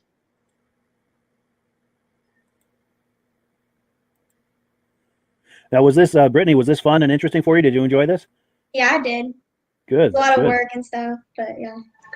Was it satisfying to see the project come together to a finished state? Mhm. Wonderful. So you think you might do another? It was a lot of fun. It was a lot of fun just doing a lot of things with my kids, something we all look forward to. Yeah, the family experience. This is what, the sandblaster? Yeah, that was me doing sandblasting. Yeah, she sandblasted a lot of parts. Nice. That's cool. That's good experience to have. Thank Oh, here we you. go. Looking inside the sandblaster. Yeah. Here we go. This is after when you finish sandblasting? Yeah, that's my part. Cool. Look at her nails. Nice. You want to point those out too. Okay. Yeah. Yeah, that's looking good. Yeah. Good deal. Here we go. All polished. Yeah, before and after it was secondary. Yeah. Here we go. Look at that. Yeah, that came out nice.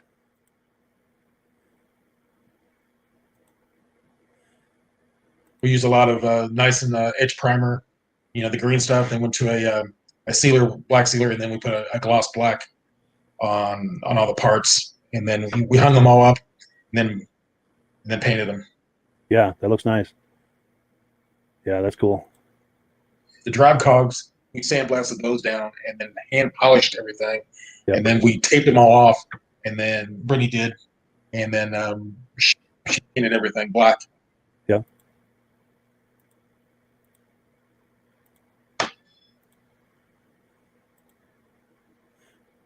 That's the products we used. Here we go. Yes. Is that a brand you're happy with? Would you use that brand again? Did you like that? Yeah. I used the same brand on a Fox Trackverse engines sled, and it came out perfect.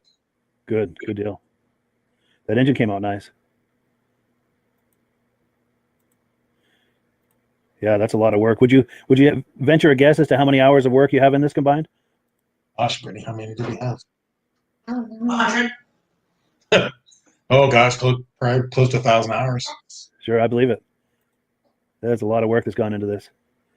Yeah, Those this drive clutches right there, I had to press it all apart, and it had these pins in it that we got to drive the pins out, and then actually we had to put them in a press 2, push them apart, then put brand new bearings in them.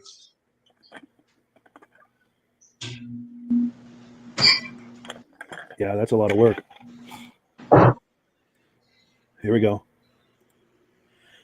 Yeah, when we were looking at this earlier, we were noting about how the tracks look in really good shape. These are the original tracks you said? Yeah, they were the original tracks. We went back and painted each and every bolt. And then we put, put a silicone. I took all the tracks, put them in a silicone, and overnight into a bag, and got them really refreshed. And then put this solution I bought at O'Reilly's, and really made them gloss. Nice. Yeah, they look almost like new tracks.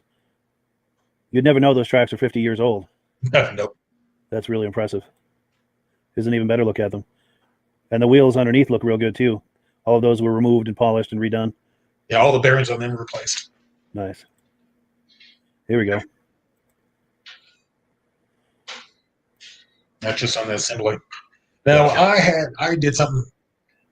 Brittany blames me for this, but on the nuts and bolts, I went in and painted all the nuts and bolts. Well, that was a huge mistake on my part. Sure. Because I never got them where they needed to be. Oh, yes. Yeah. Don't go back with brand new one if you ever do one again. Don't be stupid like me. Right. No, I hear you. Cool deal. Yeah, there we go. That looks all nice. That's really nice. Yeah. Everything's being reassembled. Yeah, the clutches and chains all came together nice. Yeah, look at that. And the brakes.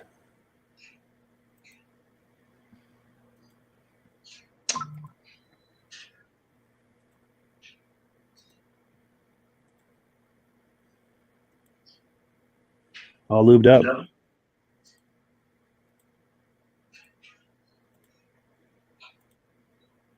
Here we go. So now they're working on the hood. Now this is where the real work started, right, Brittany? Yeah, You tell them how much sanding you did on that? a lot. A lot. It's pretty much the whole thing. Every inch of it. Huh? We took it all the way down to bare fiberglass, and then started doing Bondo work. Back there, you're seeing Brittany doing all the Bondo work. Nice. Yeah, and these are important skills she's learning too. This is really cool. This is a great opportunity to learn some things. Yeah, this is cool. He's sanding it down. Nice. Yeah, that's looking really good.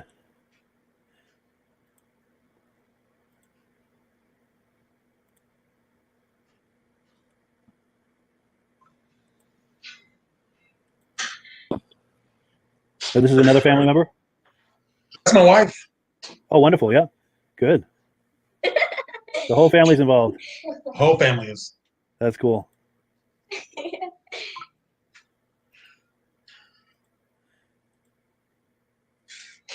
Yeah, I have to say that's a great family activity. You know, it's a great way to bond with your family and do things together, and just when it's finished, to enjoy the satisfaction of it together with your family as well. Yeah. That's Brittany. We took a lot of care, and after each coat, or right before we made a coat on the yellow, we'd wipe her all down, get all any dust off, and then put another coat on, then let it dry, and then wipe it all down. Nice. Her name, her balloon that we named her. Hey, Brittany, what did you name? Brianna, my other daughter, my oldest daughter. Yeah. She named the Ben August Caribou. What did she name it? Caribou. It's Caribou. Caribou. Nice. Caribou. And this is the book that we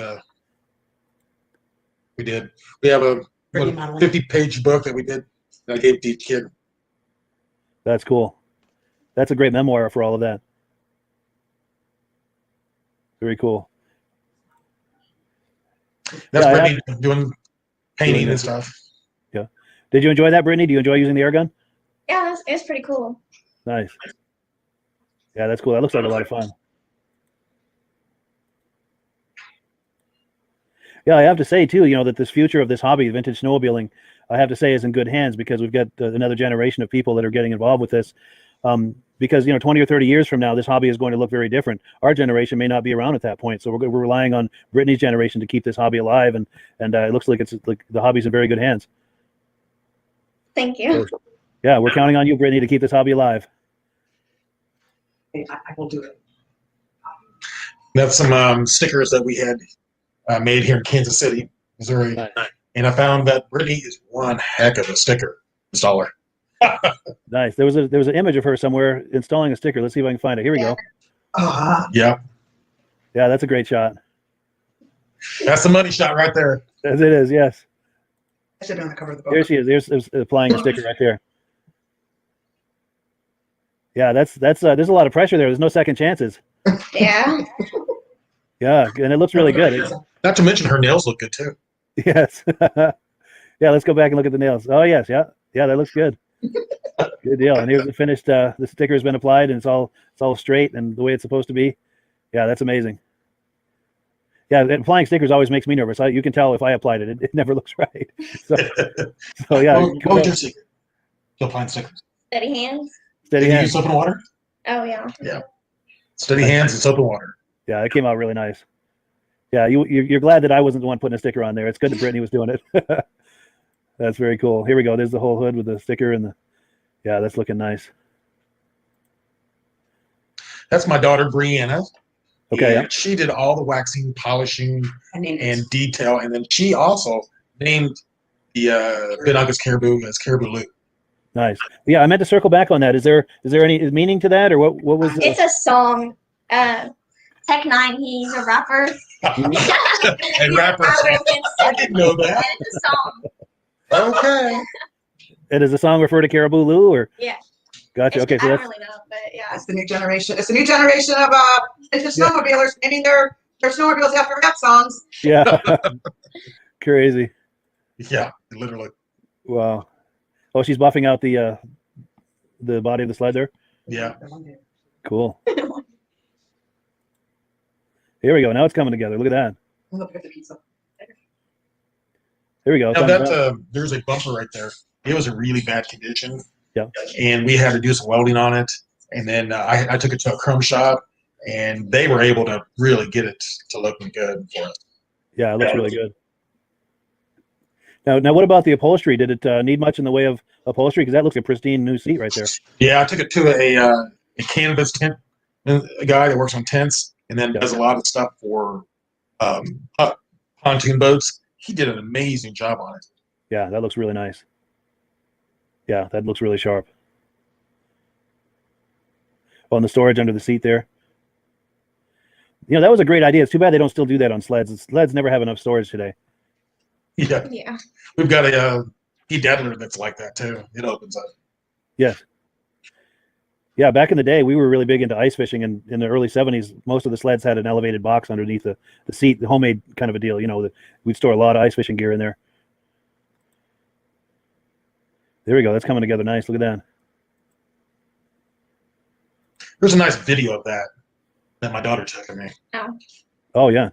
Here we go. Now, this is fully assembled here with Brittany on it? Yep. Except the Wow. windshield, Oh, except for Yeah, the windshield's not on it. Wow, that looks amazing. That's cool. Yeah, I would think for both of you and everybody involved with this, it has to be really satisfying to see it finished after everything you went through to restore it. It was fun. Mhm. It was a good family project. That's I love to have my son with me doing it before he left he got a job with Artie Cat up in Thief River Falls, Minnesota. He's working as a mechanical engineer for them.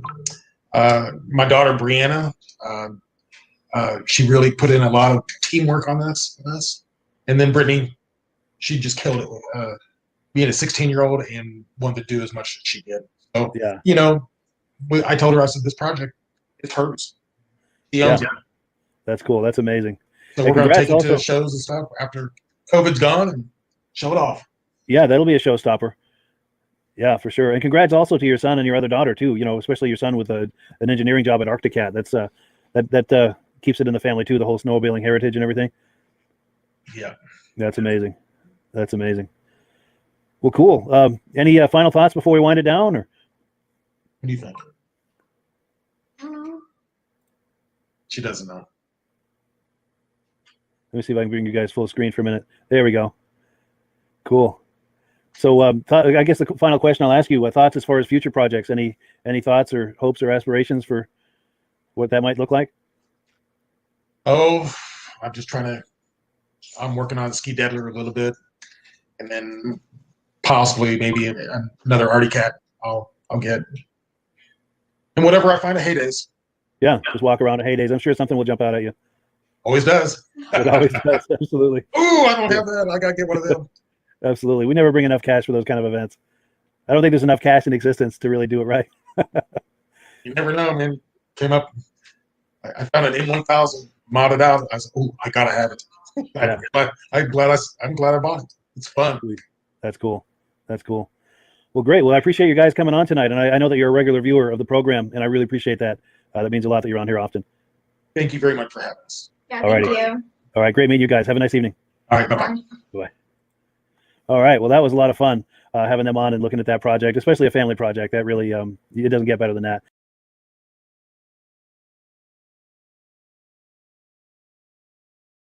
Now, without further ado, let me switch screens here, and we're going to bring on our first guest, Mike Mahar. Let me get the screens. There we go. And get your mic on. How you doing, Mike? I'm doing good tonight.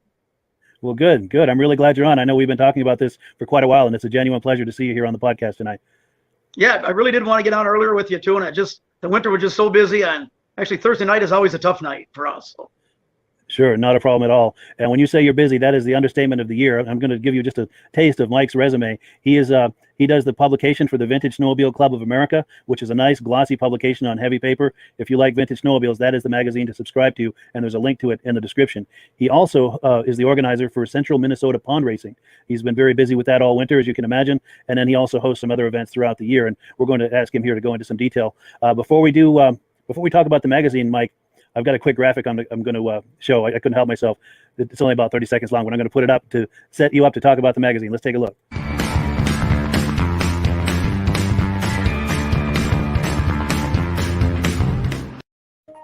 There it is. You know where I got that, right? Right. I like that one. It's good. Cool.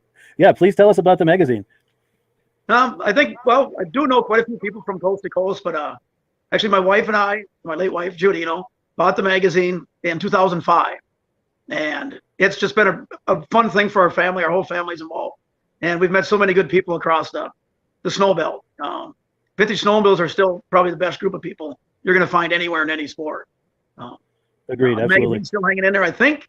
I'm not sure, but I think right now I'm probably one of the longest owners of the magazine that kept it going, so Wonderful. that's kind of a thing on our bucket list that makes me feel good, but yeah, for sure. I know you work real hard on it, and it's a beautiful magazine. If anybody is viewing this and my tongue is in a knot, and if you're even remotely curious about the magazine, there is a link in the description where you can subscribe to the magazine. And this comes out how many times a year, Mike? Yeah, it's 4 times a year. It comes out in March, June, September, and December. And we cover pretty much anything to do with vintage snowmobiles, all the way from restorations, shows, of course, and vintage racing. The last couple of years has been a pretty big deal across the Midwest, and it was doing pretty good in the East. You guys just had a tough winter with the COVID stuff this year, I've heard, so. Yeah, for sure. For sure. And this is a good opportunity. I'm going to pop a couple of covers on the screen so people can see the December issue is there on the left, and the March issue, which I imagine has just come out, is the image there on the right, just to tease people into thinking about clicking that link to subscribe to this. What are some of the recent articles that have been in there that might capture some people's curiosity? Okay, in the last one, we did a little bit of coverage too on the Eastern Snowmobile Hall of Fame. That was sent to us by Midge, so I thank him for that. And sure. We have one thing we've never done before. We did this time. We kind of did a tribute to the women of vintage snowmobile racing in this article for 2021, and it was surprising when that thing started how many women we actually have racing, and I know we still miss quite a few, and we're going to try to do better next year at that. Olaf Ayen. Olaf Ayen always writes this nice little tech article. In the last issue, it was Mikuni Float Bowl Carbs, it's a very detailed and good issue. We always got the events calendar, and we got the classifieds, the want ads. The 3rd annual Marinville, Pennsylvania show was in there, sent to us. That was a nice one. And of course, the centerfold was the big races at Eagle River, the World Championship for the Vintage Snowmobile. Yeah. Wonderful. Cool deal. Yeah, and I encourage people to click on the link in the description to go on by and check that out. It's a great magazine. If you love vintage snowmobiling, it's the magazine, the reference for this hobby. All right, and if anyone does have like a restoration they're doing or something like that too, and they want to take some pictures of their restoration on the steps as they go, write us a little article like where they found the sled and the parts and stuff like that. We'd be more than happy to publish that too. So. Wonderful. Yeah, that's awesome. Yeah, people love reading about that stuff, and that's the thing I'm finding with this podcast. People like viewing that on video, and they enjoy it just as much in print. And yeah, it's just really interesting to view that, whether it's in print or on a screen. Yeah, for sure. Now, before we switch gears to talk about Central Minnesota Pond Racing, did you have any last comments on the magazine before we switch gears? Yeah, just one big thing for us coming up. We started in 2006, the VSCA Vintage Snowmobile National Show, and this year it's going to be in Marshfield, Wisconsin. It looks like it's gaining a lot of traction right now. It's pretty centrally located from east to west. We might miss some of the Canadians that we're hoping to have. If the border gets open or not, we don't know yet. But, sure. And again, there's an ad in the last couple of magazines. It's online. It's going to be another big show. The vintage shows have been doing very well at the Nationals. And a year from now, we'll be back out east somewhere again. We're just waiting to hear about that here real soon, and we'll be announcing that too. So. Good. Yeah, I hope to run into you there. I know that's where we met back in 2016, was at the Lancaster show. That's the show. Yeah, great show there too. It was a lot of fun. And I think I have a graphic of some of the shows that you've been talking about. Yes, the graphic on the right, I think, is the show you were just talking about, right? Yeah, the VSCA Nationals. Yep. Sure. And then you sent me graphics for these other two shows. Did you have any thoughts on those while they're up on the screen? No, yeah. Coming up Memorial Weekend, St. Germain, that's always a great show. That one will be here. And then the 25th anniversary of the Millbank show, Millbank, South Dakota. You buy a mug for $100. You get a free beer, root beer all weekend, free hog rolls, free camping, free swap meet. I think that's gonna be a really good, fun time there too. Yeah, for sure. It sounds like with so much there, if they don't have it, you don't need it, right? That's right. It's pretty much everything's gonna be. Nice, very cool. Now, before we switch gears into the Central Minnesota Pond Racing, I do have a quick video. It's about a 2-minute video that shows one of the races in the F500 class. I'm going to run that real quick, and then we'll chat about that on the other side if that's all right. All right, I'm going to roll it.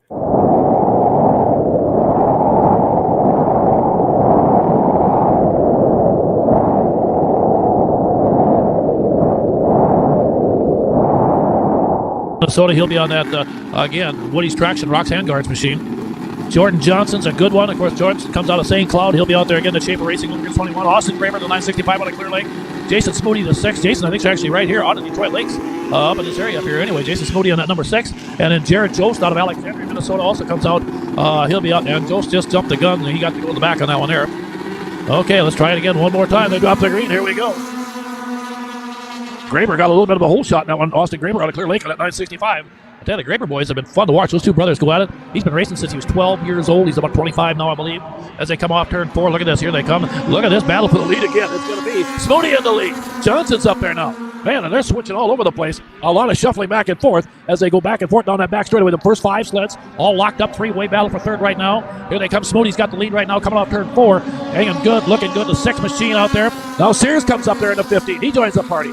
And they switch it around some more. Sears on the 15, moves to second. Smoot takes the lead down the back straightaway. Here comes Hunter Sears one more time on the outside. And keep an eye. Looks like Graber maybe running third as they come out turn 4. And it's going to be Smoody with a win. Sears second. And Jordan Johnson finishing third on the 21J. Yikes. How about that, everybody?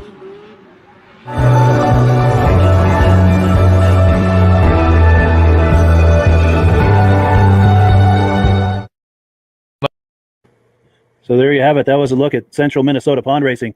Yeah, can you tell us about that, Mike? Where did that all get started, and your involvement in it, and where we are today? Yeah, in 2013, actually, my daughter and I were sitting talking one night, and what we were really missing in Minnesota here was a place for people to start racing.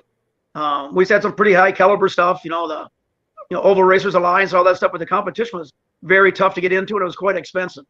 So we started what we called, actually we started out as Mid-Minnesota Winter Shows, but we always raced on a lake, and we kind of picked up the name Pond Racers. So we said, well, let's just call ourselves Central Minnesota Pond Racers, or CMPR for sure. And, in the last 7 years, it's growing at a rate we never would have imagined. We're probably by far the largest circuit. I don't want to say across the whole snow belt, but definitely in the Midwest right now. We race everything from vintage single cylinders to pro lights all in the same day, So that's cool. So something for everybody at every stage of racing. Yeah, and every stage in between.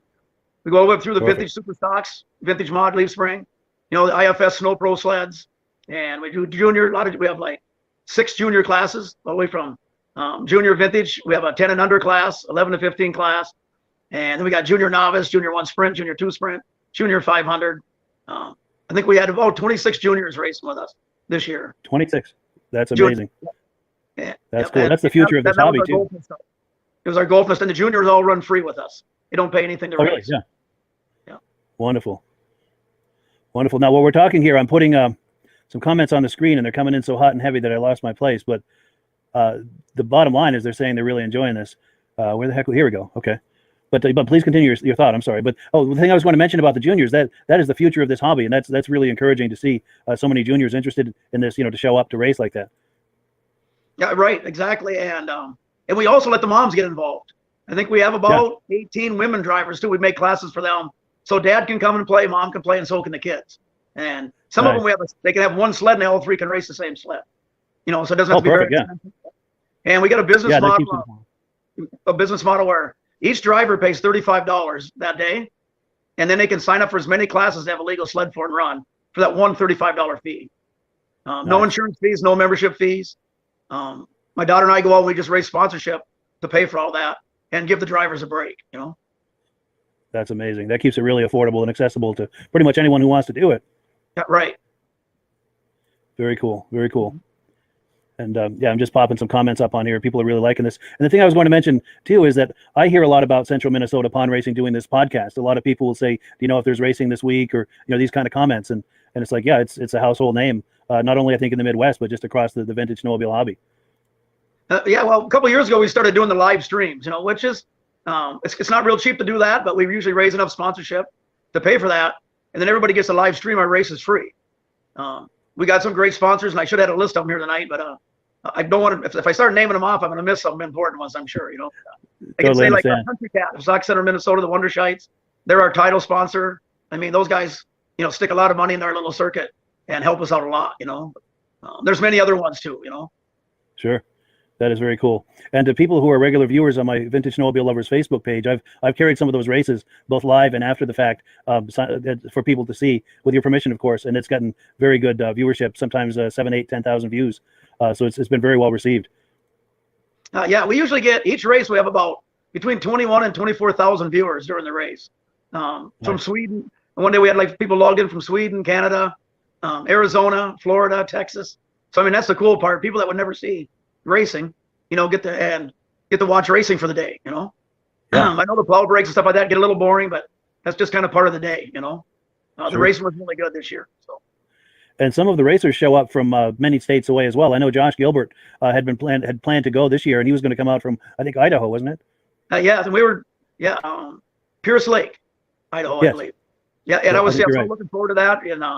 And actually they were going to bunk with me for a week or so here, so it was going to be a great time, and hopefully things work out better for them next year, and they can make it out and come play with us. So. Yeah, for sure. But that really is impressive that people from that far away are interested in coming to that event, to participate. Mm-hmm. We usually get, Michigan and Wisconsin are pretty well represented. Iowa, North, South Dakota, Logan, Utah. We had a guy show up from there this year and raced with us. We used to have quite a few Canadians. Again, this year, we usually have about 12, 15 Canadian drivers, but they couldn't make it across the border. The border's still closed. The border's still locked up. Yeah, sure. Now, I've got a comment on the screen from our friend George Papillon. He was wondering about how to subscribe to the magazine. And George, there is a link in the description for you to be able to subscribe. Also, if you're interested in Central Minnesota Pond Racing, there's links in the description for that as well. If you get on their Facebook page and start scrolling down, just keep scrolling, you'll see a number of different races there, and you can watch pretty much the whole season from the Facebook page. Right, and anybody that wants to subscribe to the magazine too, it's just www.vsca.com, and there's a store right there. They can sign up. When they get on there too, they can see my phone number. They can call me. Nice. Yeah, in fact, I was on that page today. I think if the vsca.com page, if you scroll down to the bottom of that page, there's a link for a subscription. Yeah, we're right on top. You can go over to the store, hit store, then it'll say, sign, subscriptions too. Oh, good. The store link too. Excellent. Yep. Good deal. Great. Well, cool. Any final thoughts, Mike, before we wrap things up? Or? No, thanks a lot for letting me come on tonight, and hopefully we can do this again sometime. And yeah, absolutely. Thank all the viewers that, come on and listen to us, Yeah, for sure. Yeah, I thank you for coming on as well. And anytime you have something to talk about, whether it's with racing, the magazine, or any kind of events, please be in touch with me. We'd love to have you on here and promote that. All right, sounds great. All righty. Thanks, Mike. Have a good evening. Okay, thanks. All right. Well, that was a lot of fun having Mike on to discuss all the things he's involved with. And we hope that he's a regular on the show here. Now, next up, we've got Ray Lacasse. Ray was on here last week talking about a vintage snowmobile event that he was working on. And he's going to, let me get the right, sorry, I'm moving around on the interface here. Let's bring Ray on, and he's going to tell us all about that event and get his microphone on. How you doing, Ray? Good, Mike. How are you? Good. It's great to see you. Good to see you too. So I can't wait to hear about this event. Tell me how that went. Well, it went very, very, very well. For something that we just started to put together about 4 weeks ago or 4 weeks prior to the event, we were expecting maybe at the beginning, if we got lucky, probably 75 to 100 sleds, and we had close to 200 vintage sleds for our first event. It was tremendous. Wonderful. Yes, it was. It was very wonderful. And people were coming from several states away, weren't they? A lot of them? We had people coming from Connecticut, from New York, from Pennsylvania, from Rhode Island, from Massachusetts, Maine, Vermont. It was incredible. The people that said that they got up and they left at 4 o'clock in the morning to get up here by 9 o'clock just to do this event. So it was really, really cool to see that. That's amazing. That is dedication to the vintage hobby, isn't it? It is. And the trails that we have up here are just unbelievable. People, your friend Midge Rosebrook, who has been my friend for a long, long, long time. When he got off his sled for the first leg of it before the cookout, he was just shaking his head in awe that he could not believe how much fun and how big these trails were and how wide and flat and just beautiful condition and beautiful scenery. That's amazing. Yeah. Good deal. And then I have to inquire too, for people that are interested in trying to find places where they can still do some late season trail riding. Are there opportunities in or near Pittsburgh where someone can try to get a few miles in? There are some still left, Mike. This year is kind of a bad year. For most of the trails, usually we can leave from anywhere in Pittsburgh this time of year, but right now it's the northernmost part of Pittsburgh, which if people don't know, Pittsburgh is the biggest township east of the Mississippi, so we cover a lot of area. We have 230 miles of trails just in Pittsburgh alone. So if they trail further north in Pittsburgh up towards East Inlet and Deer Mountain Campground, there's still some riding. I saw some posts today on Facebook where people put about 60 miles on, had a great day. Wonderful. So for those late season trail riders that are watching this, you heard it here on the Vintage Snowmobile Podcast. There's still some places where you can grab that last ride of the season. Yeah, and we're supposed to get a little bit more snow Monday, and it's going to be cool next week. So who knows what's going to happen? Sure, it could go on for another couple of weeks if we're lucky. You never know. Good deal. Now, you sent me some photos from this event, and I put them together into a little montage with some music. Let's take a quick look at that. Awesome. Thank you, Mike. Sure.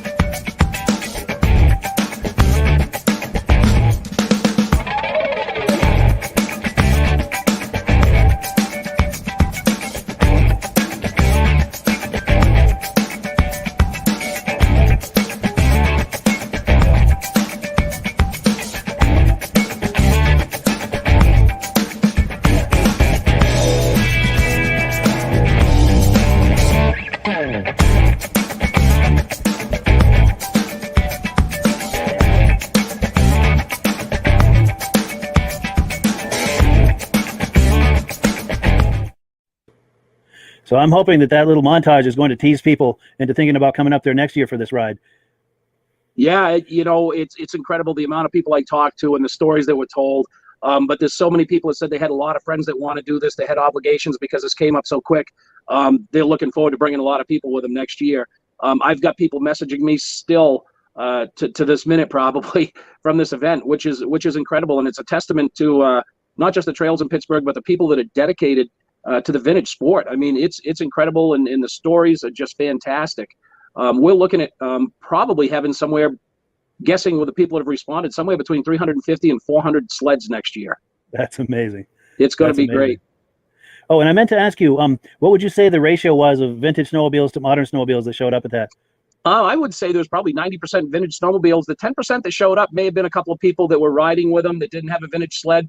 A lot of them just happened to be riding the trails and saw all these vintage sleds and just stopped in awe, walking around and just having a good time. I mean, it was about the vintage sleds, but it was about the snowmobile family. It was just awesome.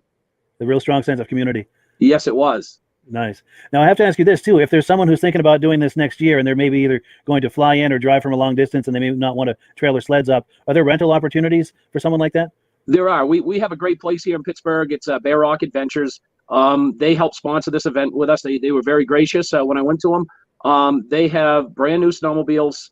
They have a pretty good fleet of snowmobiles because we have a lot of people that come up every weekend. So yes, there's absolutely a place for them to get a snowmobile to rent to do this. Wonderful. That is good to hear. And tell us, what is the date of this? When and where and all of that, if there's someone's thinking about this for next year? Yeah, well, we've picked the date already. It's going to be the same weekend. It's going to be March 19th of 2022. We're expecting, like I said, 350 to 400 sleds. So we're probably going to have, and we're going to work on this. It's going to be a work in progress, but it looks like we'll probably have like 3 starting points that would go a couple of miles before they merge onto the same trail. So we're going to have plenty of parking, plenty of trails to ride. And if they're registered, like I said, we got 230 miles. If they want to go ride, they can go ride and have some fun. That's amazing. And if I remember correctly, for those who have maybe a vintage sled that's not registered, if they just stayed on the trail that you were going on, that circuit, that loop, they didn't have to register their sled. Do I understand that correctly? You do understand that correctly. We're permitted through the state. We will get another permit for next year. And it doesn't even have to be a vintage sled. They could bring up a new sled. They can run any sled that they want as long as they stay on the marked trail during the designated time without it being registered. That's an amazing opportunity. Yep. That is cool. Well, I'm going to tease the people just a little bit more because not only do we have that photo montage we just looked at, I've also got some footage that you sent me. Great. Let's take a look at that, and I'll catch up with you on the other side of it. Awesome. I want to relive this again. Absolutely.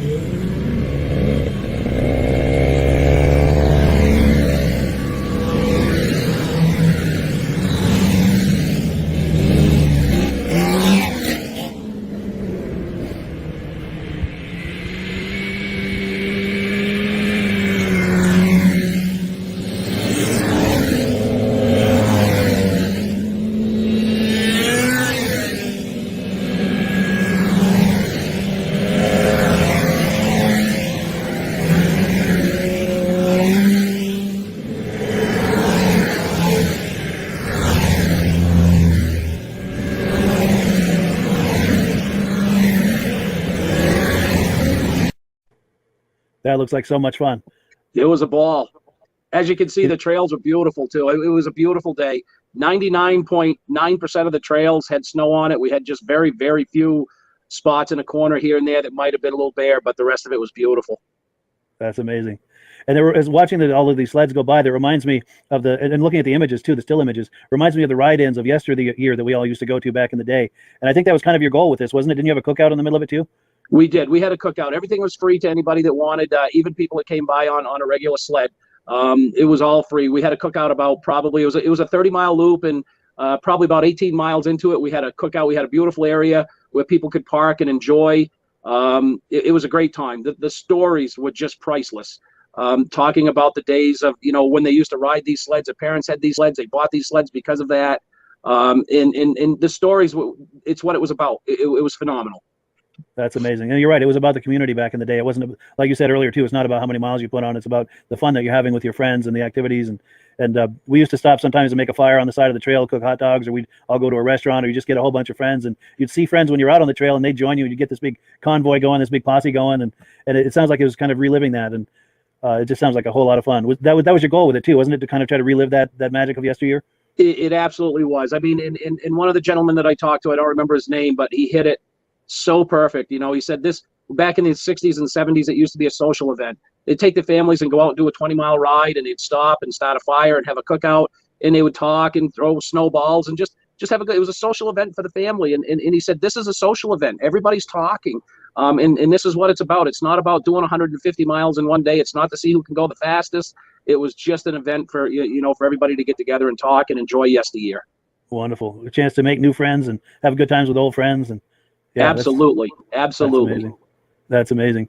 Now, when we spoke earlier, I think you mentioned for next year, you're thinking about structuring it a little bit differently and maybe incorporating a swap meet as part of that. Yeah, Wanna we're share a looking. couple I'm of not sure details if about that'll happen next year, the swap meet. It might be the year after, but we're going to try hard to do it, to make it a weekend event and have a swap meet. Many of the people that I talked to, that I went around and talked to, they were all for it. They were really excited that I brought that subject up, because somebody's always looking for something that somebody else might have. Yeah. And somebody's always looking to part with something too, for a part to a sled they don't have anymore or something like that. Yeah. Yeah, that'd be a great opportunity for sure. Yes. Yeah. And Good we're going to deal. do some other fun things too next year that we didn't think of until after this year. Like who drove the furthest away? Who's got the oldest sled? You know, we're going to put up some prize money for stuff like this, and do some other fun things that we're going to work on this summer to enhance this a little bit. Yeah. Yeah, those kind of things make it so much more fun. Yep. Definitely. That is cool. Very cool. Any final thoughts, Ray, before we wrap it up? Or? No, I thank you, Mike, for having us on, and thank you for all the people that are watching. This is going to be a big event next year, and if you've never been to Pittsburgh, New Hampshire, the trails are second to none. Our Pittsburgh Ridge Runner Snowmobile Club, they work tirelessly to make these trails flat. They do everything they can to make it such a great experience up here. Lodging up here is phenomenal. Just a great area, great scenery, a lot of things for people to do on the trails. Wonderful. And as it gets closer to the event next winter, we'll have to have you come on and we'll do some promotion on it and to make some noise for it so we can get that many more people to show up. I love that. I appreciate that, Mike. Thank you very much. My pleasure. You know what we're going to try to do? We're going to try to make it like Woodstock. You remember the footage of Woodstock in '69 where the highways were closed? Yeah. We're going to have history repeat itself. That would be awesome. That would be awesome. For sure. Yeah. Cool deal. All right. Well, thank you, Ray. I really appreciate you coming on. Thank you, Mike, and thank you for having me. My pleasure. Have a good one. You too.